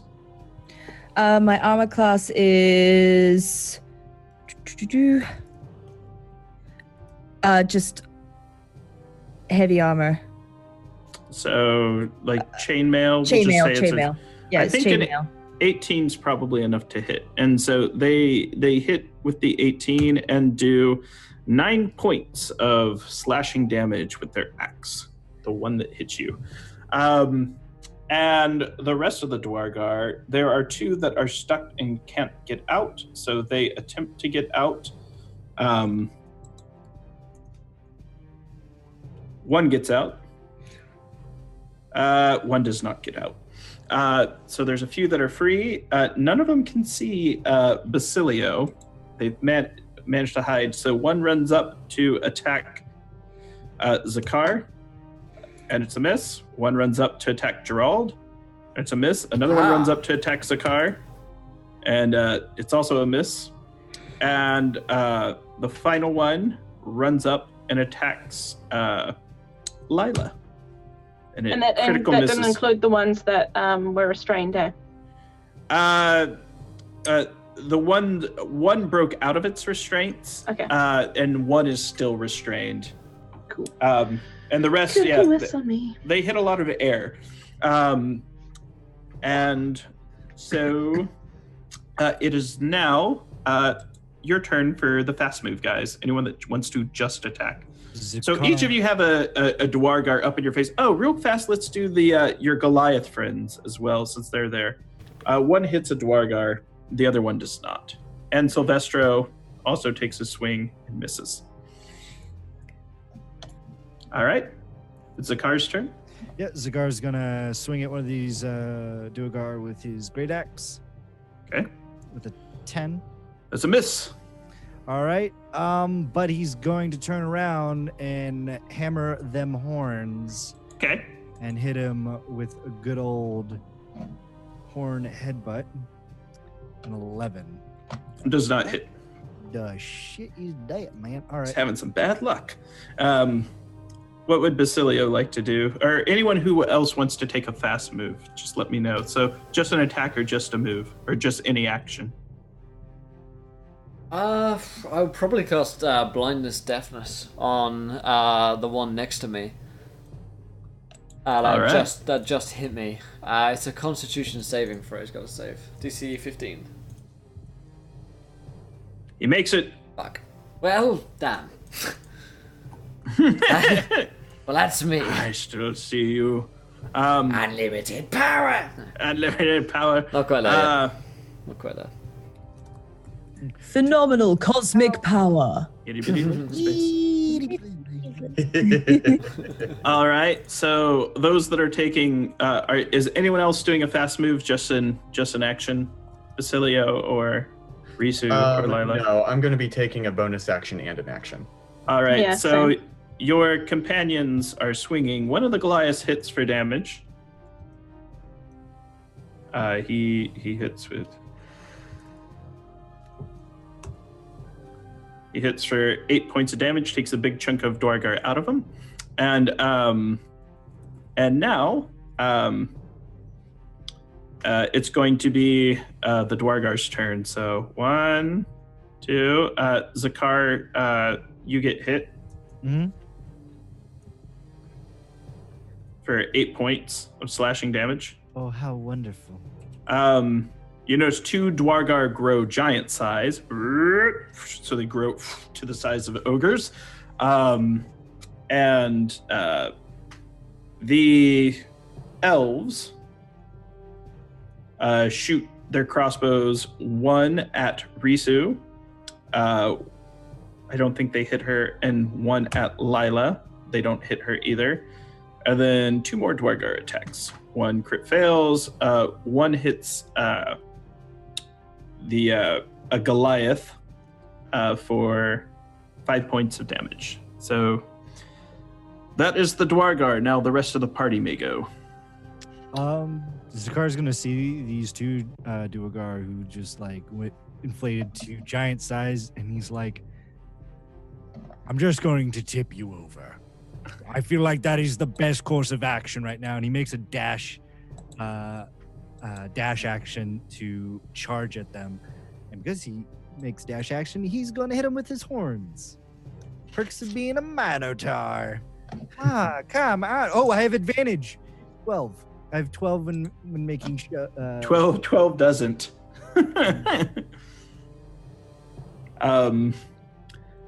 All right. Basilio? I am going to go, and so I have advantage on an attack roll when I'm attacking from being hidden. Yes, I'm going to pop out. I'm going to shoot at one of those big ol' Duergar, one of the big guys, with my light crossbow. So this Let's roll with advantage there. 24. I'll bet You that definitely hit. Yeah. And that's for a total of 8 damage. All right. And you now take- with my... Oh, yeah. Yeah, that one you take out. Describe to me how you killed him. Okay, so I'm hiding behind this pillar, and I hear him grow to giant size, and I just whip out from around it, hand crossbow drawn, and I shoot him square between the eyes, just like Okay. David I was and gonna say Goliath he used to be a situation. Duergar till he took an arrow to the knee. Yeah. And So he right topples between the eyes. over, and with my bardic inspiration, I'm going to turn and sing at Zakar, and I'm going to say, "You can kill those dwarves now. Take them down, beat them up. You can kill those dwarves now, so we can save the day. Yay!" I don't know why, but I feel very inspired to kick some ass. So you've got a D6 inspiration die kicking around.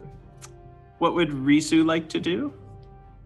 Risu would like to use Brash Strike on the nearest thing. Well, I think at this point she's Very just really upset that she missed that other one and just wants to hit Oh. everybody nearby. So, Vera wants to say hello. Make an attack. all right.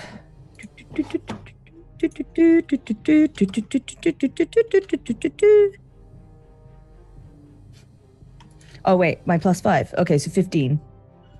All right, 15 hits. Roll damage. Yes. Okay. So that's when I do what my actual hand axe. Yeah, stuff- yeah. Cool. Okay. I've never played a fighter before, so this is all pretty new to me. I know, but this is great. You're doing a wonderful job. Everyone's doing a wonderful job. And so because of Brash Strike, I add a +2 then to it then? That's cool. Ooh. All right, you cut a Dwargar down. Describe to me how you kill him. In a mad frenzy of feeling very disappointed in herself from her initial attack, she just swings her axe back like in disbelief and manages to somehow do something. And she's like, oh. That was intentional. All right.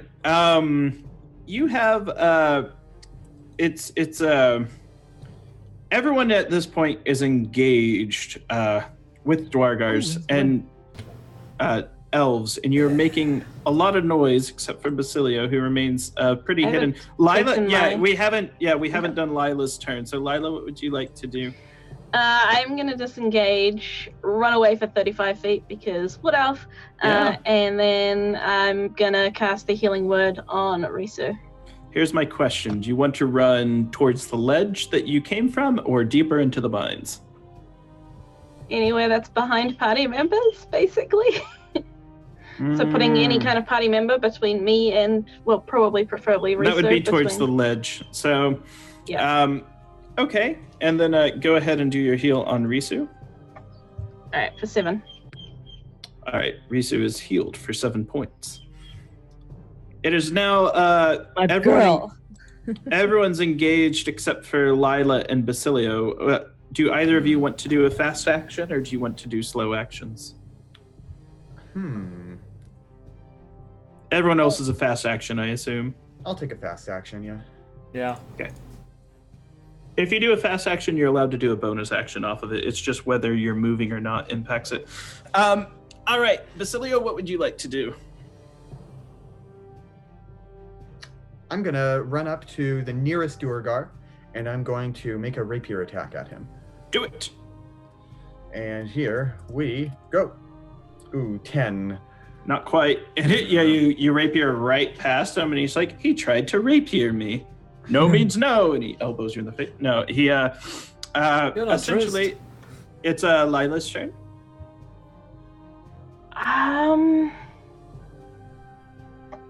I have no clue. I guess I'm just gonna, I don't know, Thornwhip's like got a really short, it's only 30 feet. Am I within 30 feet of anything? Yeah, you're close enough to the whole group of Dwargar, Dark Elves, and party members. All right, I'll throw a thorn whip at one that's probably the one that I disengaged from. Yeah, absolutely. Make an attack roll. Wait, what? How does it? How do you do an attack roll on a? Make a on melee thorn spell whip? attack, so it's going to be D20 plus your spellcasting modifier. 20 plus. Oh God, I don't know my spellcasting modifier. Is it plus 5? I think yeah, plus 5.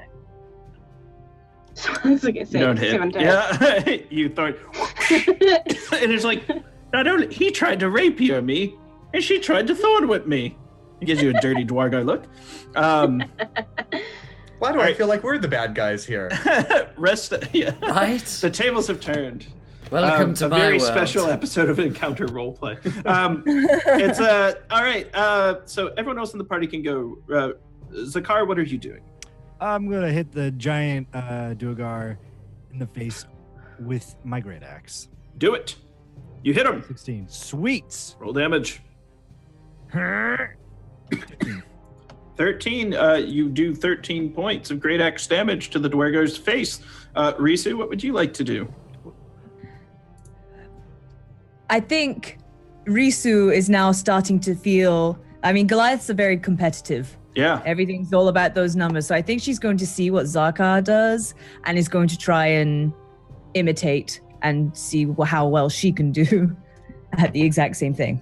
I think she wants to show him how it's done. Yes, exactly. Let's see what you get to hit and damage. And if you roll higher to hit than Zakar did, I'm going to rule you kill this next Dwargar in a single blow, but you got to roll higher than 16. See, it would be so easy to just kind of like cheat here and use my crit that I have waiting. You can do that. Use No, your let's power. make this a fair. Let's Oh. make this a Give fair in competition. to the dark side.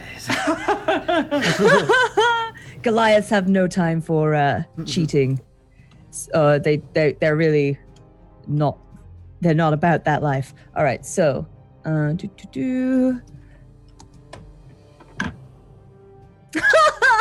You hit, but unfortunately you don't get to kill it in a single blow. Roll your damage. Single bro. A single bro. What's up, bro? I'm a single bro, yo. Totally single, bro. Have Not to kill anyone. Trying to find my great axe thing again. It was 1d6. Great X is 1d12. It was a hand axe. Sorry, 1d6 plus 5. 1d6. Make it a great axe. It's Vera. Roll a d12. Okay. That's what you've been swinging. Hand axe is little. To be honest, a hand axe for Risu is probably a great axe for us. So All right. Makes sense. So yeah, you hit one for the same amount of damage as him, so you don't hit as clean, but you take a chunk right out of the Dwargar. Did you hit the same one as him, or did you hit a different one? Different one. Okay. Now it's a And matter you of who notice can the kill car. someone first. She may be less experienced than you, but she hits, she hits like a Mack truck. And our good friend Gerald. I prefer that. yes, I have a gentleman in my vicinity. Do I not? Yes, you do. Oh, excellent. In that case, while I am still poisoned. In fact, should I have rolled to save against the poison, or does that just last until? No, you did Yeah. roll to save against the okay. poison. You got a 12. You needed a 13. Of course I did. Right. I'm going to attempt to inflict wounds on this person for the second time in this campaign, and most likely I will fail. 14. You inflict wounds on him. Yes. So like the weird thing with Gerald is that all of his magic, whilst he is super evil sounding and pretty nefarious, all of the things that he does magic wise show us super angelic. So the Yes. the light which touches him like just sears away his skin. It's 3d10 for inflict wounds, isn't it? Yeah, I just believe so. sears away his skin for 9 points of damage. That finishes off that Dwargo. As his skin melts away as he looks into the eyes of the angel, and he's just like, no. and his little The gray dwarf arms body drops. of an angel. The eyes of the Azamar. Sorry, I apologize. I won't do it for at least 5 minutes. And I crack my Okay. knuckles. Thank you, Wandering. Fuck. yes, he cracks his knuckles and then touches his face. I just like crack him over his neck, basically. My Yeah. knuckles. Oh man, creepy. Okay, so you are down to 4 Dwargar remain, and Only 4. one hit Zakar for 22, one swung at Risu for 14, I believe it's miss. One swung at Will, Gerald for 17. That's a hit. And another one swings at Zakar for 8. So 2d8 plus 2. He only hits Zakar for 5. And one hits Gerald for 15. 15 damage? Yes. Okay. I'm on 7 hit points. Yeah, it's one of the bigger ones. And then the elves, one of them begins to retreat, and one of them is not moving. Did everyone do a fast action, or was anyone? Yeah. Okay. So, and then one of the elves runs and turns back and shoots. He got a 20 to shoot Zakar. Make a Constitution saving throw, and he takes 5 points of piercing damage. He saves. He's not poisoned. All right. So the elves are retreating down the mines, and the Dwargar are falling before you. Now, it's safe to say that you overcome the Dwargar, and let me know how you finish them off. Do you knock them out? Do you kill them? Do you capture them? Let me know. Let's question some of them. Are shall we? the elves out of sight yet? No. But I want to know, are you staying to kill the Dwargar, or are you chasing after elves? Who chases elves and who finishes Dwargar? I stay for interrogation. This is what I'm best at. If I'm going to rule that you finish off the Dwargar, only 2 people may pursue the elves. Any less, and they'd probably overpower you. That's fine. How far away are the elves? About 35 feet. 35 feet. Then I'm going to cast command on the one that shot me. Okay. And I'm going to cast it and yell, halt. You got a 22 to save. Jesus. Yeah. All right. Whatever. He just keeps running then. Shit. Yeah. Oh, man. All right. Great. Okay, cool. So that was my fast action. Lila, are you going to try to entangle the elves as they run away? I'm just curious. Yeah, I'll cast out an entangle on them, and yell to Riso to come with me to try and take them down. I have a fast action. They're Just caught. They both fail. doesn't work. Oh, they're caught. Yeah, both of the elves get caught in the tangles, and then it's going to be Basilio's turn with a fast action first. Okay, I'm going to do something I've never done before. I'm going to invoke my Mantle of Inspiration. And so as people are trying to get these elves to stop, Basilio is going to raise a hand. And normally Basilio is a pretty good-looking elf. He's got like these strong features. He has light brown skin, big curly mop of black hair. But when he speaks this word, this arcane word, he becomes this wondrous, fey, simply gorgeous appearance, and magic swirls around him. And I can choose, I think it's up to 3 creatures in 60 feet of me. That being, let's see, it's Zakar, Risu, and Lila. Zakar, Risu, and myself, actually, because we're pursuing the elves. They all gain 5 temporary hit points and can move up to their speed as a reaction right now. Ooh, so you can just dash on them. Yeah. Yeah, Zakar will dash at the elf that shot him, make an attack with his horns. All right. Did Go you? ahead and roll your attack, Zippy, or Zakar. 12, but I'm going to use Bardic Inspiration, which adds Okay. 6 to it, like a D6. Yeah. Oh, okay. 13 hits. Hey. 12 does not, but 13 does. Roll 1d10 for the piercing. Oof. Right. He's horned. That Ooh. one drops. Nice. And all right. So all of you who are on top of them can take fast actions to beat them down if you want. And the rest of you, the Goliaths and Silvestro, will finish off the Dwargar. So there is one dark elf that remains. Risu and who else was it? Me, I believe. Well, I've stayed behind, so yeah. Must be Okay. Lila. Whoever was down there can take a hit. Sweet. I'll let Risu do the honors. So I'll just be standing there keeping them restrained with my Okay. plants. And this has my strength still modifier? Yeah, you can make an attack. Yeah, with strength and proficiency. In fact, they're restrained, so I think you can attack with advantage. I believe so. Ooh. How would I add that on roll 20? Just Roll roll d20 Twice. plus your strength modifier and proficiency. So 1d20 plus 5 twice. Take the highest. Roll you're again going just to in hit. case you crit. Yeah. Hey, crit dice, gaming Madam blows. Gandalf, if you hit the up arrow, it'll go to your last. Thank you, input. guys. Oh, okay. I didn't know that. I'd take So the you first crit. one. Yeah. Wrong kind of crit. A crit fail.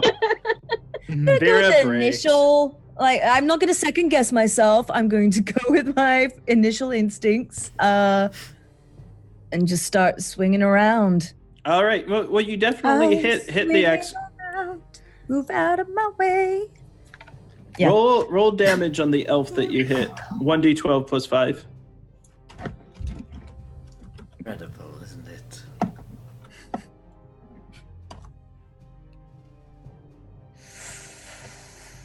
Not a lot. It's still Believe. alive. I'm getting all the ones today. Yes. In a row.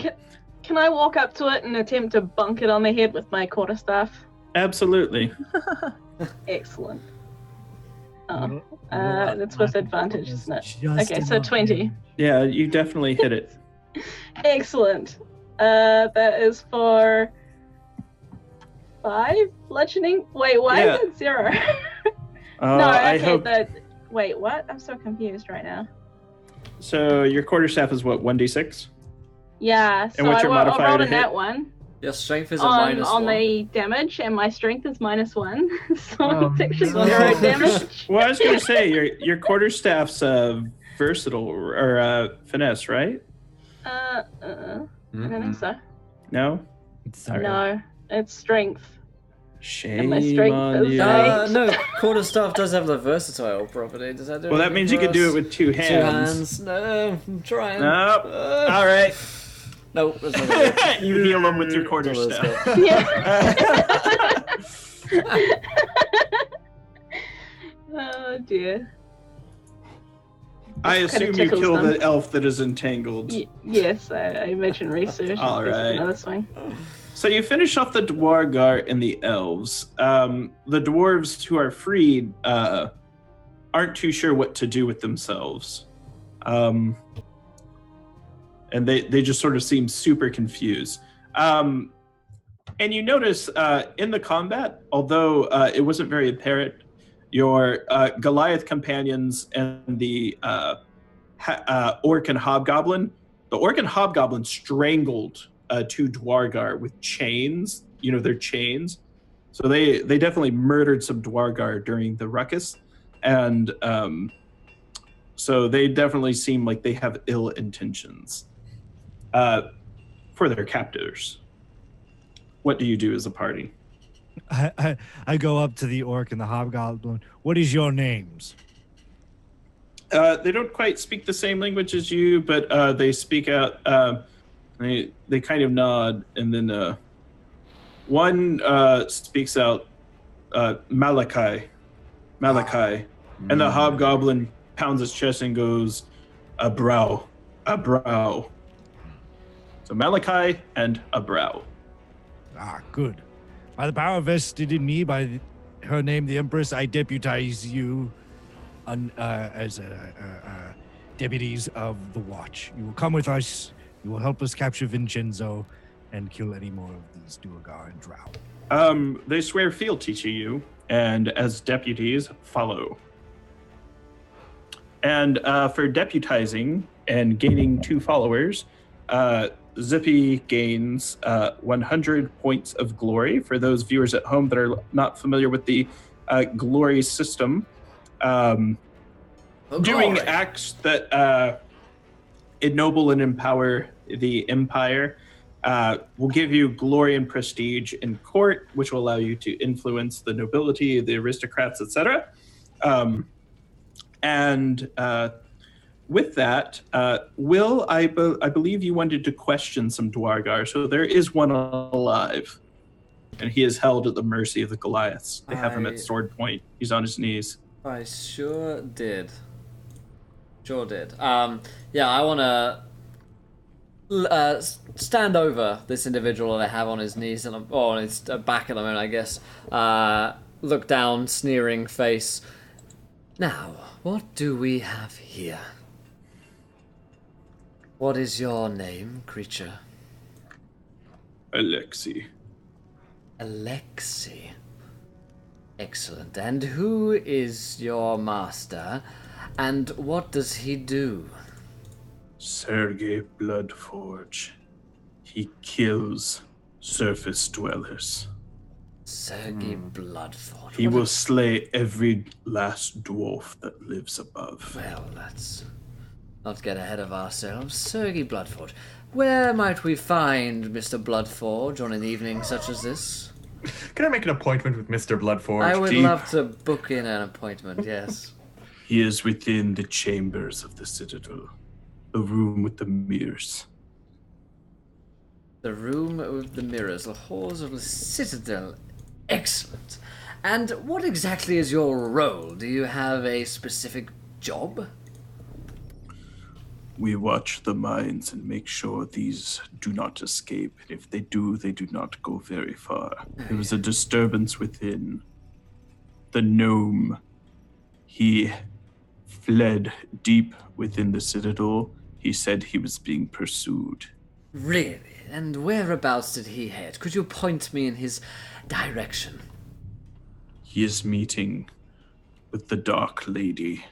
Dark Lady? Ah, now that must be Ursi. When you say her name, even though he's a Dwargar, he takes a deep gulp and he just sort of nods. Mm-hmm. Good. Excellent. Well then, seems as though we will be booking in an appointment with Mr. Bloodforge, my companions. As for you, now, if Sergei knew what a horrible, miserable failure, pathetic little scablet you are, you had failed in your menial task, which was pretty simple, what would he do to you? He would cut off my nose. And you notice he starts to get tears around his dark Dwargar eyes. Your nose? And his lips tighten. He would cut off my nose. How quaint. Is that of particular significance to your kind? A shame, perhaps? It's how you mark the failures. Excellent. Well, I have my own way of marking failures. With a tombstone. And I lean in and press the... Off him. Yeah, completely off him. Yeah. And he dies on you. Ooh, gruesome. Gerald has earned a mark of inspiration, as has the whole party. You guys are doing a great job role-playing today, so you each have inspiration that you can mark on your character sheets. Basilio, how do you respond watching this Dwargarby, who is on his knees at the mercy of the knights, be dispatched so cruelly by the priest? I just take a long, harsh breath and I say, Jarrell, do you have to be so cruel to these creatures? Cruel? Cruelty would be keeping him alive and slicing off his nose for all of his friends to see for the rest of his long and miserable life. This is mercy. The Goliaths, Definition of mercy. The Goliaths nod. Will, I want you to make a persuasion check. Alright, so my persuasion. Yeah, because Lila's definitely looking at you a little bit disgusted too. Like, this is not cool in her eyes. Only a 9. Yeah, there's grimacing for Risu. Just Can I use my inspiration on that? You can use your inspiration. Let's call it 15. All right. The Goliaths that we're following, Risu, seem to be hanging closer to you now. I smile. And you earn 100 glory points. I welcome. I hand them each a cookie.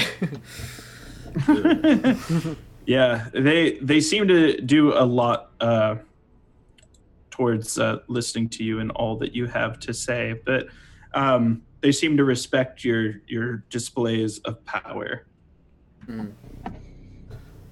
Well, we now have the information which we need, and we no longer have any witnesses to scream and shout as where we might be.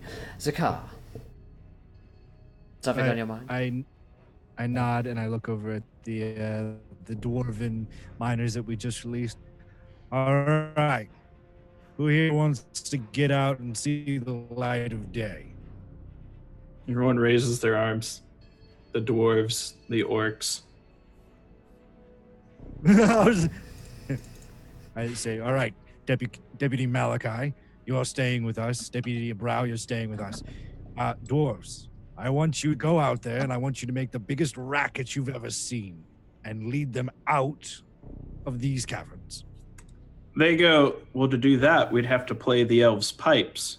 And they go up to the body and they reach. They pull out what looks like 2 reeds with small bird skulls on it. And so they retrieve that. And then what do you do? I look at I am going to do my first paladin-y thing that I've ever done, and I'm going to cast Divine Sense on this thing. Mm-hmm. I'm asking the Minotaur warlord ancestors, what is this thing? Is it anything malicious? Is there evil surrounding it? It's you can't really sense whether it's good or evil. It definitely seems dark. Will Basilio and Lila both make Arcana checks? Absolutely. Sure. Arcana. Not Nice my minus wheelhouse. 1 on Arcana. 15. 14? Lila, you recognize these. These are definitely magical pipes. Okay. Yeah, they seem to have some kind of magic. I don't know what the source of their magic would be, though. All right. Well, if you needed to make a ruckus and cause a diversion for us as we sneak in through the back way, then fine. They explain they don't know how to play them. Just put your lips together and blow on the end. Oh, if it involves playing pipes, I can play pipes. All right. Well, Basilio, teach him how to play pipes right quick. Show him how to twiddle a few notes. Basilio, here's a question. Is the party going to take a short rest here, or are you going to proceed? A short rest would probably be in order. Basilio, would you like to attune yourself to the pipes and teach basic wood or teach basic pipe playing to... Why do I feel like I'm going to regret this? yes, I will absolutely attune to the All right, pipes. you have attuned yourself to the pipes of haunting. These pipes, you play them, creatures in a 30-foot area around you must make a saving throw or become frightened. Nice. I'm just imagining a scene not too dissimilar from like Maria in The Sound of Music when she's teaching the Von Trapp family how to sing. The dwarves. Yeah, but you When did you teach. read, you begin Do, with a dear, A, E, a C. dear, When you dear. sing, you begin with Do, Re, Mi. Like, Oh my gosh! We've got a party full of singers. I've been waiting for the duet I between can't. Basilio and Risu since we announced this campaign. It beats when me and Zippy were doing the theme from Rawhide. Rollin', Rawhide. Only just beats that. I played the bullwhip.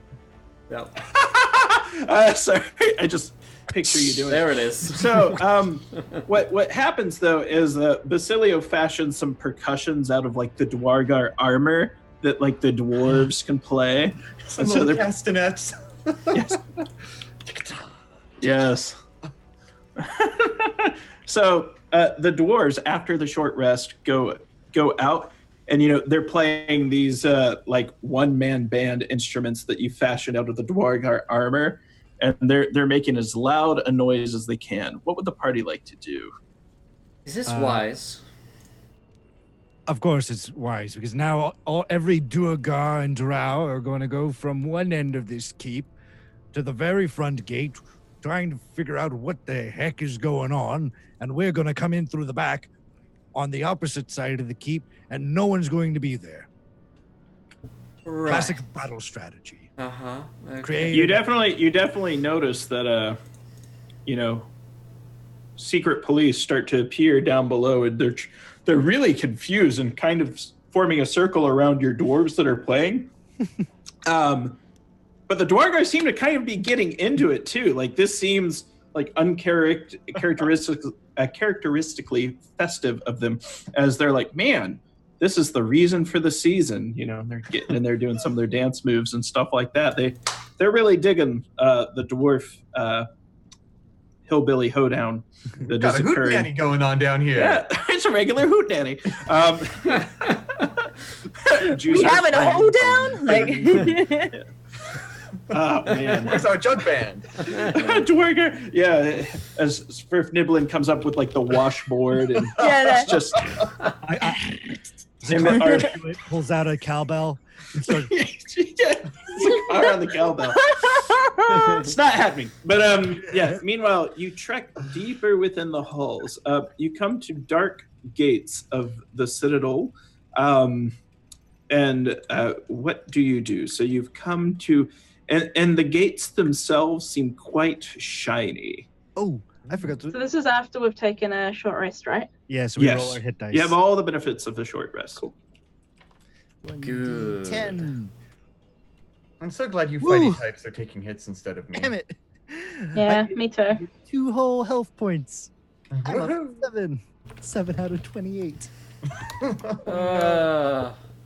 Oh. Basilia, do we retain those temporary hit points, or do they go away from your mental of inspiration? They stay until you finish a long rest. Oh, Sweet. okay. Yeah. Is Gerald still poisoned? Yeah, good question. Go ahead and make a Constitution saving throw for me, and let me know if you get 10 or higher. Okay, also going to use my ASMR Healy feature to heal myself as an extra. Rolled a 10, so I'm fucked still. Okay. Okay, so you got a 10. I'm going to rule that you are no longer poisoned, and you can go ahead and do your Azamar Healy. Yeah, I fucked that one up. You got 1 point. Yeah, plus... Yeah. Okay, Yep. good. Wow. Good. We've Well, rolled a I'm lot of ones tonight. on 18 hit points and I'm only out of 27, so it could be worse. I'll spend some of my lay on handsy, clericy stuff. So anyone else need any healing?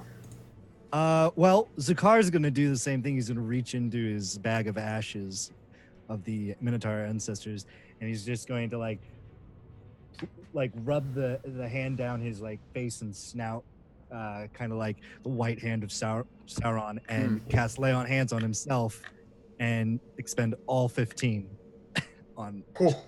Nice. himself back up there. if you got a crit fail on that, do you just slap yourself in the face? Oh.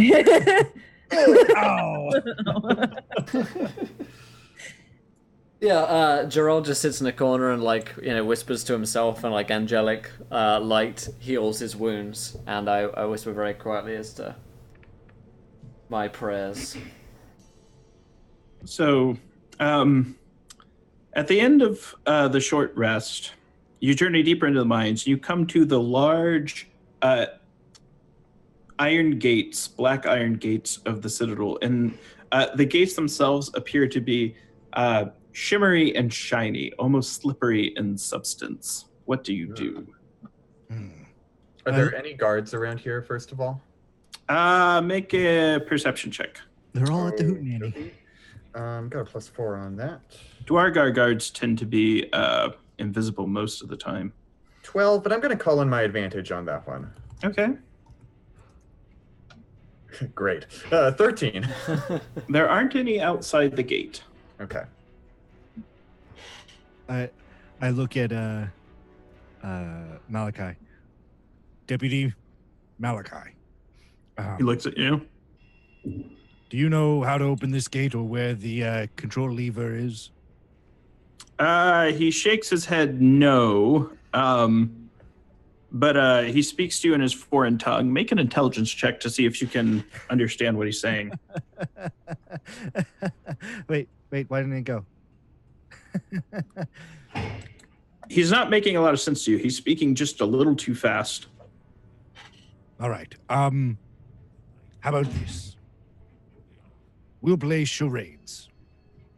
If you have an idea how to open this gate, act it out. He shows his chains, and you can see there's a spot where you can loop around to pull the gate open, but he's kind of motioning to you, and then he kind of moves his arm like a fish, and then he kind of shakes his head kind of fast, and then he taps his elbow, and then he hands the chain to you. I understand. And he takes it, and he starts kind of spinning the chain, and he tosses it over towards the loop. Make a dexterity check. Oh boy. All right. The chain misses, and you notice as it ricochets off the gate, it seems to be covered in a black substance. I would like to check the substance and see if it's the same substance we saw them spreading in the cavern a while back.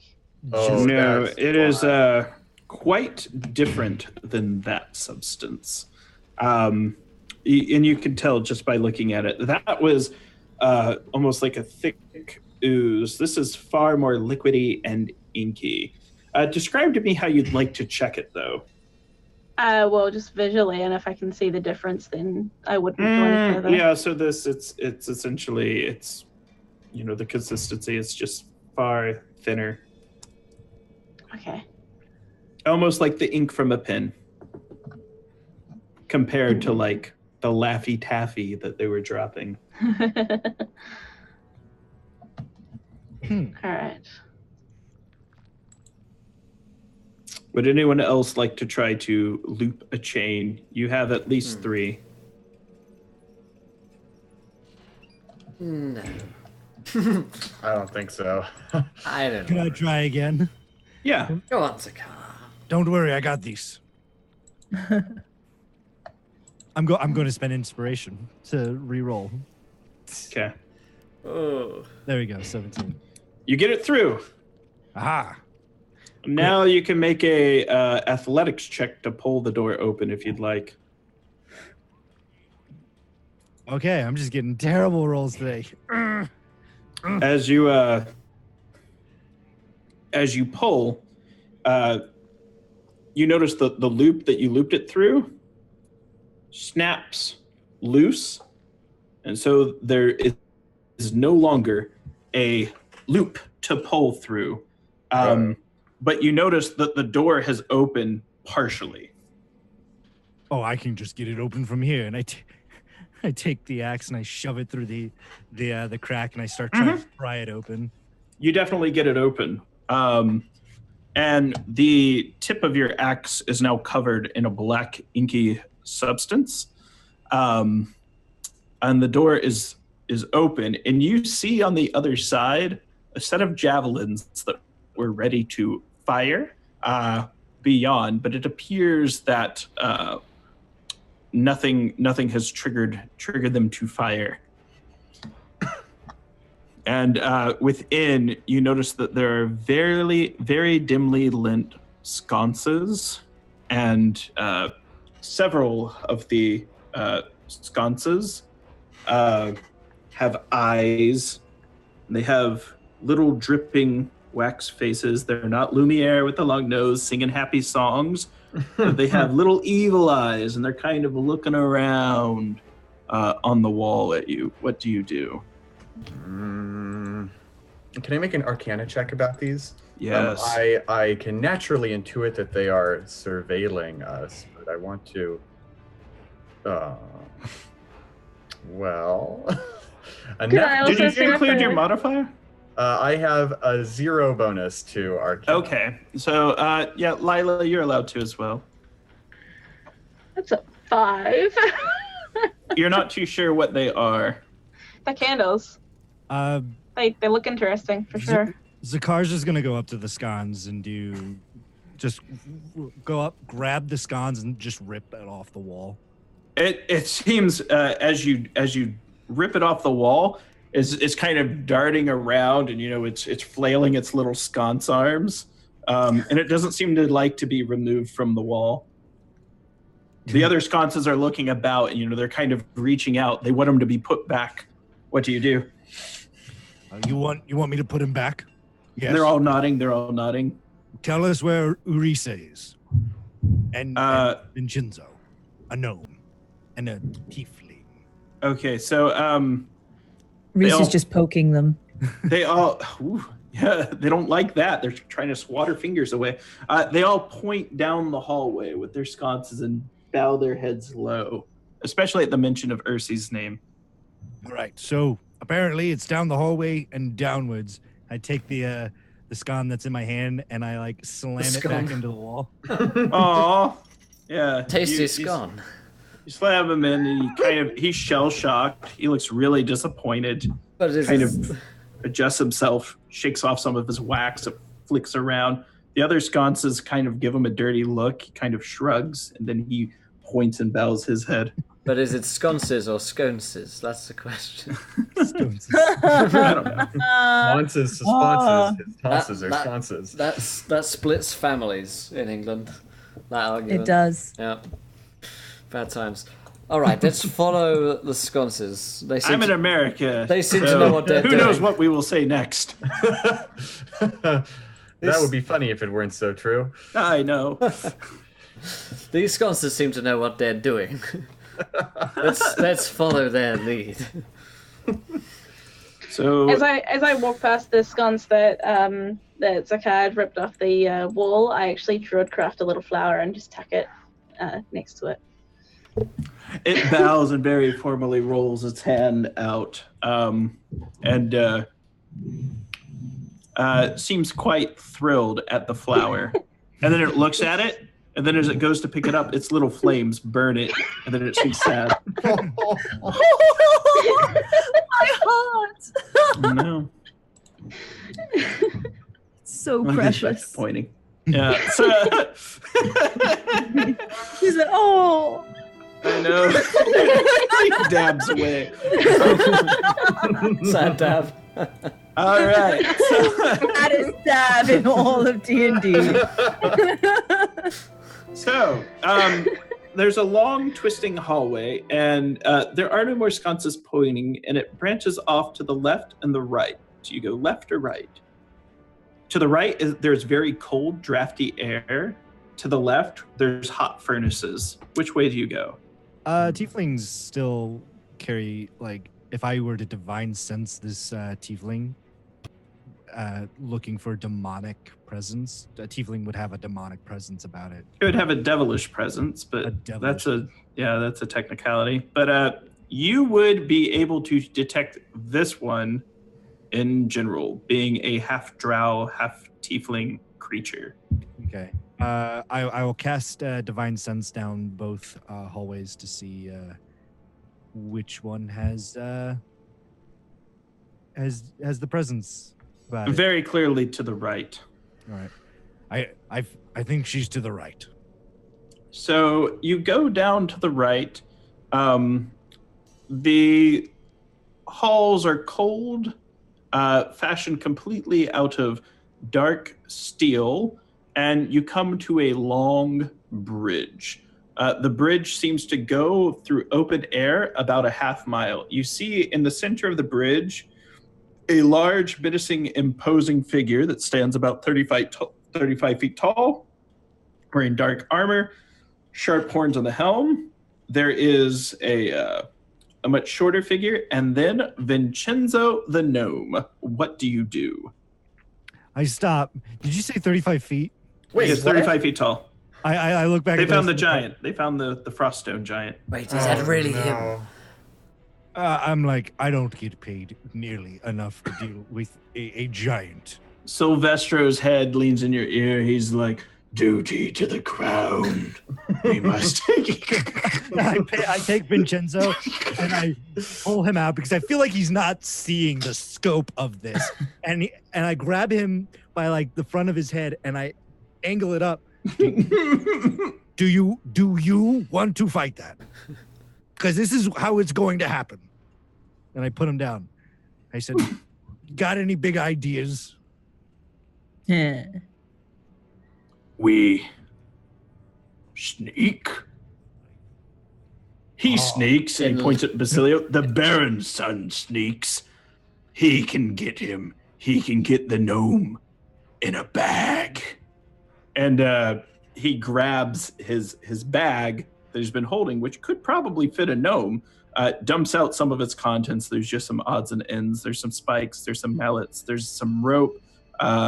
There's a picture of a little kind of just depressed-looking, rock-faced elf family. Just to describe Silvestro to Risu and Lila. Silvestro is a first-generation elf, and I know Madame Gandalf played in the last campaign where our elves kind of have these weird disfigurations. He has rock formations growing out of his face. So Silvestro just has this sad little rock-faced elf family. And he dumps it out. He goes, make Basilio grab the gnome. He's the Baron's son. He must redeem himself. I love this idea that he has a sad rock family and he's the only one smiling.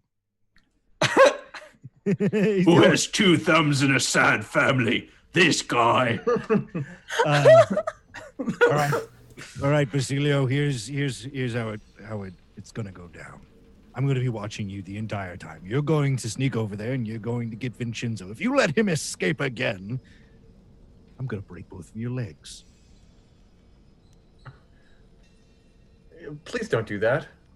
We send the Goliath and the Orc and the Hobgoblin, and we send them down the bridge to distract the giant. I put my hand up to Silvestro. Hold on. I turn back to my deputies. Deputies, because I've never employed anyone before, would you like to go and face this giant and everything on the bridge? They speak in their, ancient tongue. Make a intelligence check to see if you can understand them. This time with advantage. 50. Okay. They go. It would be a noble death to die facing him.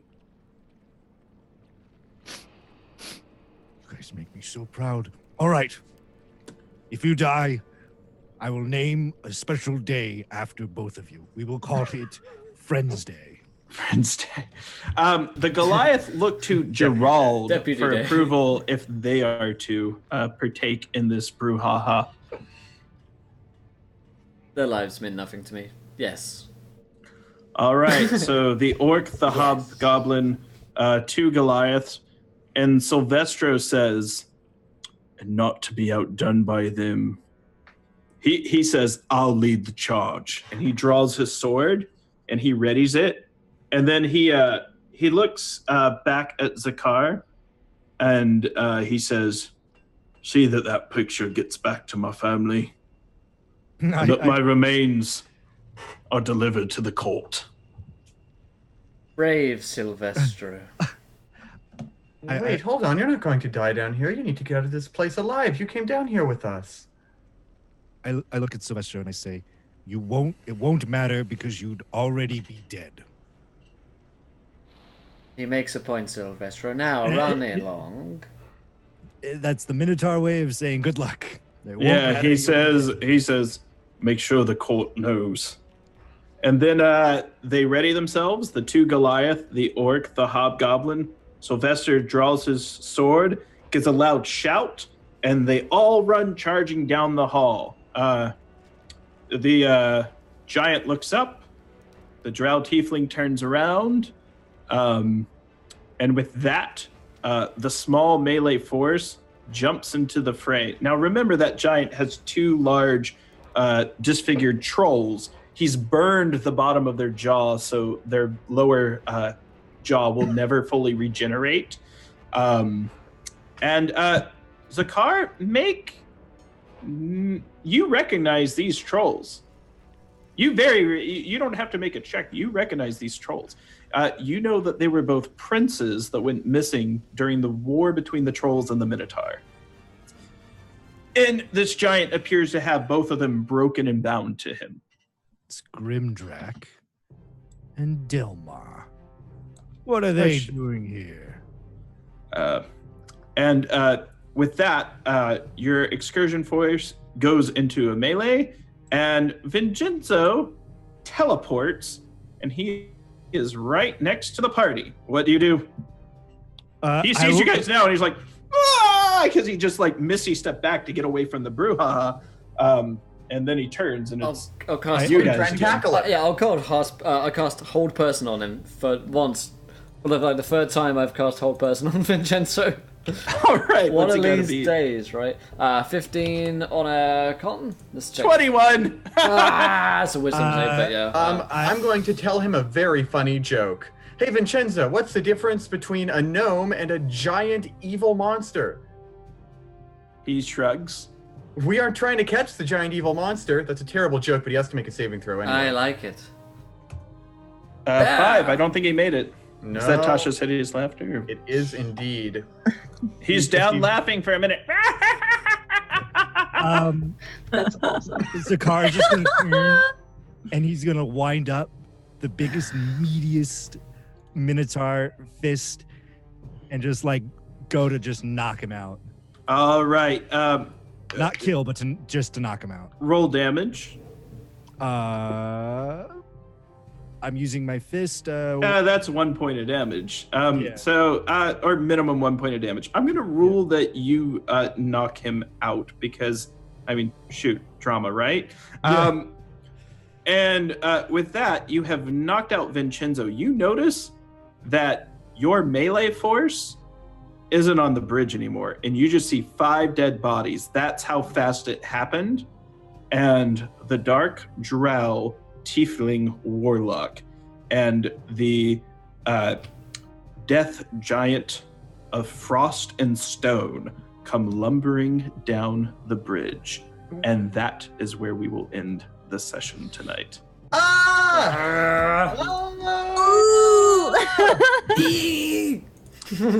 Battle!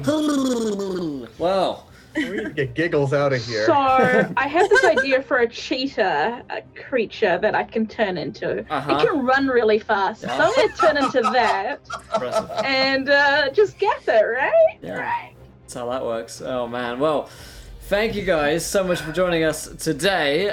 We'll of course be back again sometime next week. For this show starts at 4:30 p.m. Eastern, 9:30 p.m. UK time. But of course we're back tomorrow at 1 p.m. Eastern for Into the Feywild, episode 2 of that campaign at Kiana's DMing. So looking forward to that one as well. Thank you guys again for all of the donations, huge amount of donations in today and support on the Patreon as well. We're at $666 on Patreon, so we have officially made it to Cthulhu's clutch. James, you've got to run.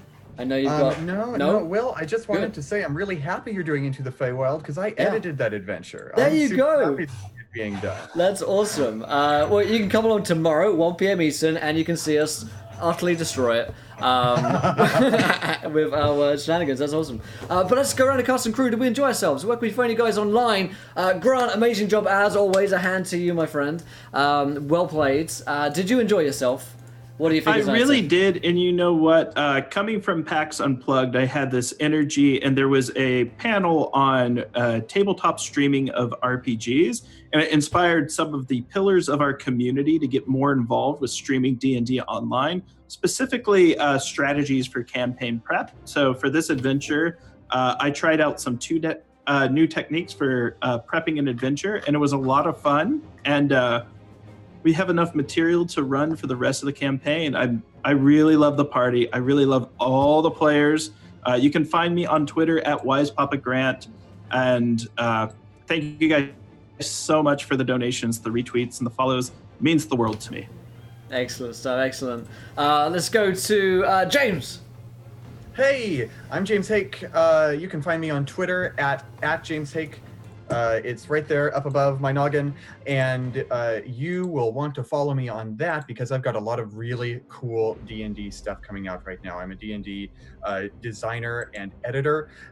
Most notably, a project I'm writing and editing is coming out this American Thanksgiving weekend. It's called Xanathar's Lost Notes to Everything Else, and it is a part of the Guild Adepts program. It is a sort of DLC for this incredible tome right here. It is nearly 20 new player options and monsters and spells and etc. in addition to all of the incredible stuff in the hardcover Xanathar's Guide to Everything. And all of that is being done by some of the best D&D creators that I know of. James Introcaso, Rudy Rutenberg, who's behind Maze Arcana and Fury's Reach and all that jazz, Sean Merwin, who designs for the Adventurers League, Lisa Chen, who is part of last DM's Adepts program. There is an overflowing wealth of talent on Xanathar's Lost Notes that's coming out this weekend, so I'm very happy to share it with you. It's awesome. Be sure to check it out, my friends. Great stuff. Thank you, James, for joining us again. Also, welcome Basilio. Love him every week. Sil Fulu. Hi. Yeah, that was an amazing game. Holy shit, I'm so glad that I am in this group. It is an absolute pleasure to play with all of you. Grant, you're doing a friggin' amazing job running this game. It's an absolute pleasure. And I'm freaking terrified for next week. As it should Welcome to one of Grant's campaigns. I am a freelance illustrator. I also stream sometimes, so you can follow me here on Twitch and on Twitter at Silthulu. Nice and easy. Yeah, I do all sorts of like D&D art and all sorts of things, so go for it. Absolutely, absolutely. Great stuff. Mr. Zippy Zippo. Hi, I'm Zippy Zippo. You can catch me every Wednesday here playing Zakar, which I play with my best friends. Hey. Hey, you can catch me here on Twitch at Zippy_Zippo. I do variety gaming. I love playing video games and talking with people about playing video games. You can also follow me on Twitter at gaming.dotexp.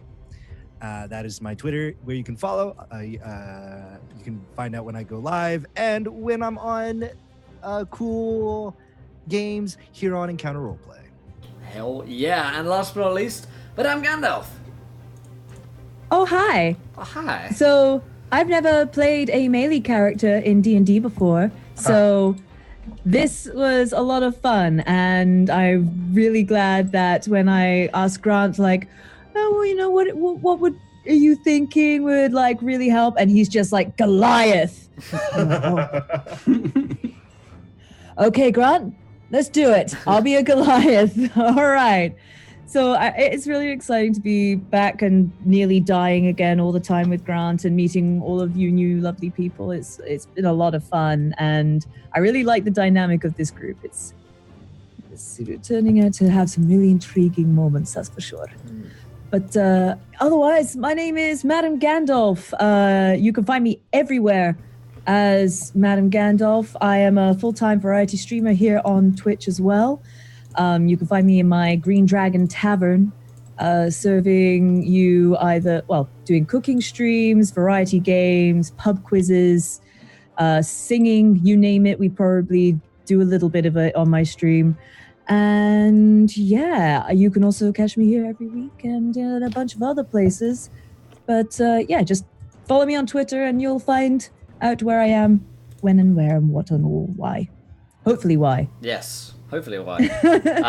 Excellent. Well, thank you guys for joining us once again. As for myself, you can, of course, follow me on Twitter there. Here's all the social media, the website. There's a bunch of new articles out today. Reviews on Xanathar's Guide to Monsters came out from the team. We've got new magic items out today. Tomorrow we have some adventure hooks out, I believe. So check out the website there. New videos going up on YouTube. Last week's episode of Court of the Elves is out. So if you missed last week's one, it's out a couple of minutes ago. It went out. A new episode of the Turncloaks podcast is out as well. So go check that out. And of course, follow us on Twitter. How's one playing an Encounter Roleplay game? Exclamation point play is the way to do that. Thank you guys for joining us. We'll see you again tomorrow at 1 p.m. EST for Into the Feywild. Until then, try not to roll too many net ones. Want to be laughing when you do. Good night. Bye. Bye.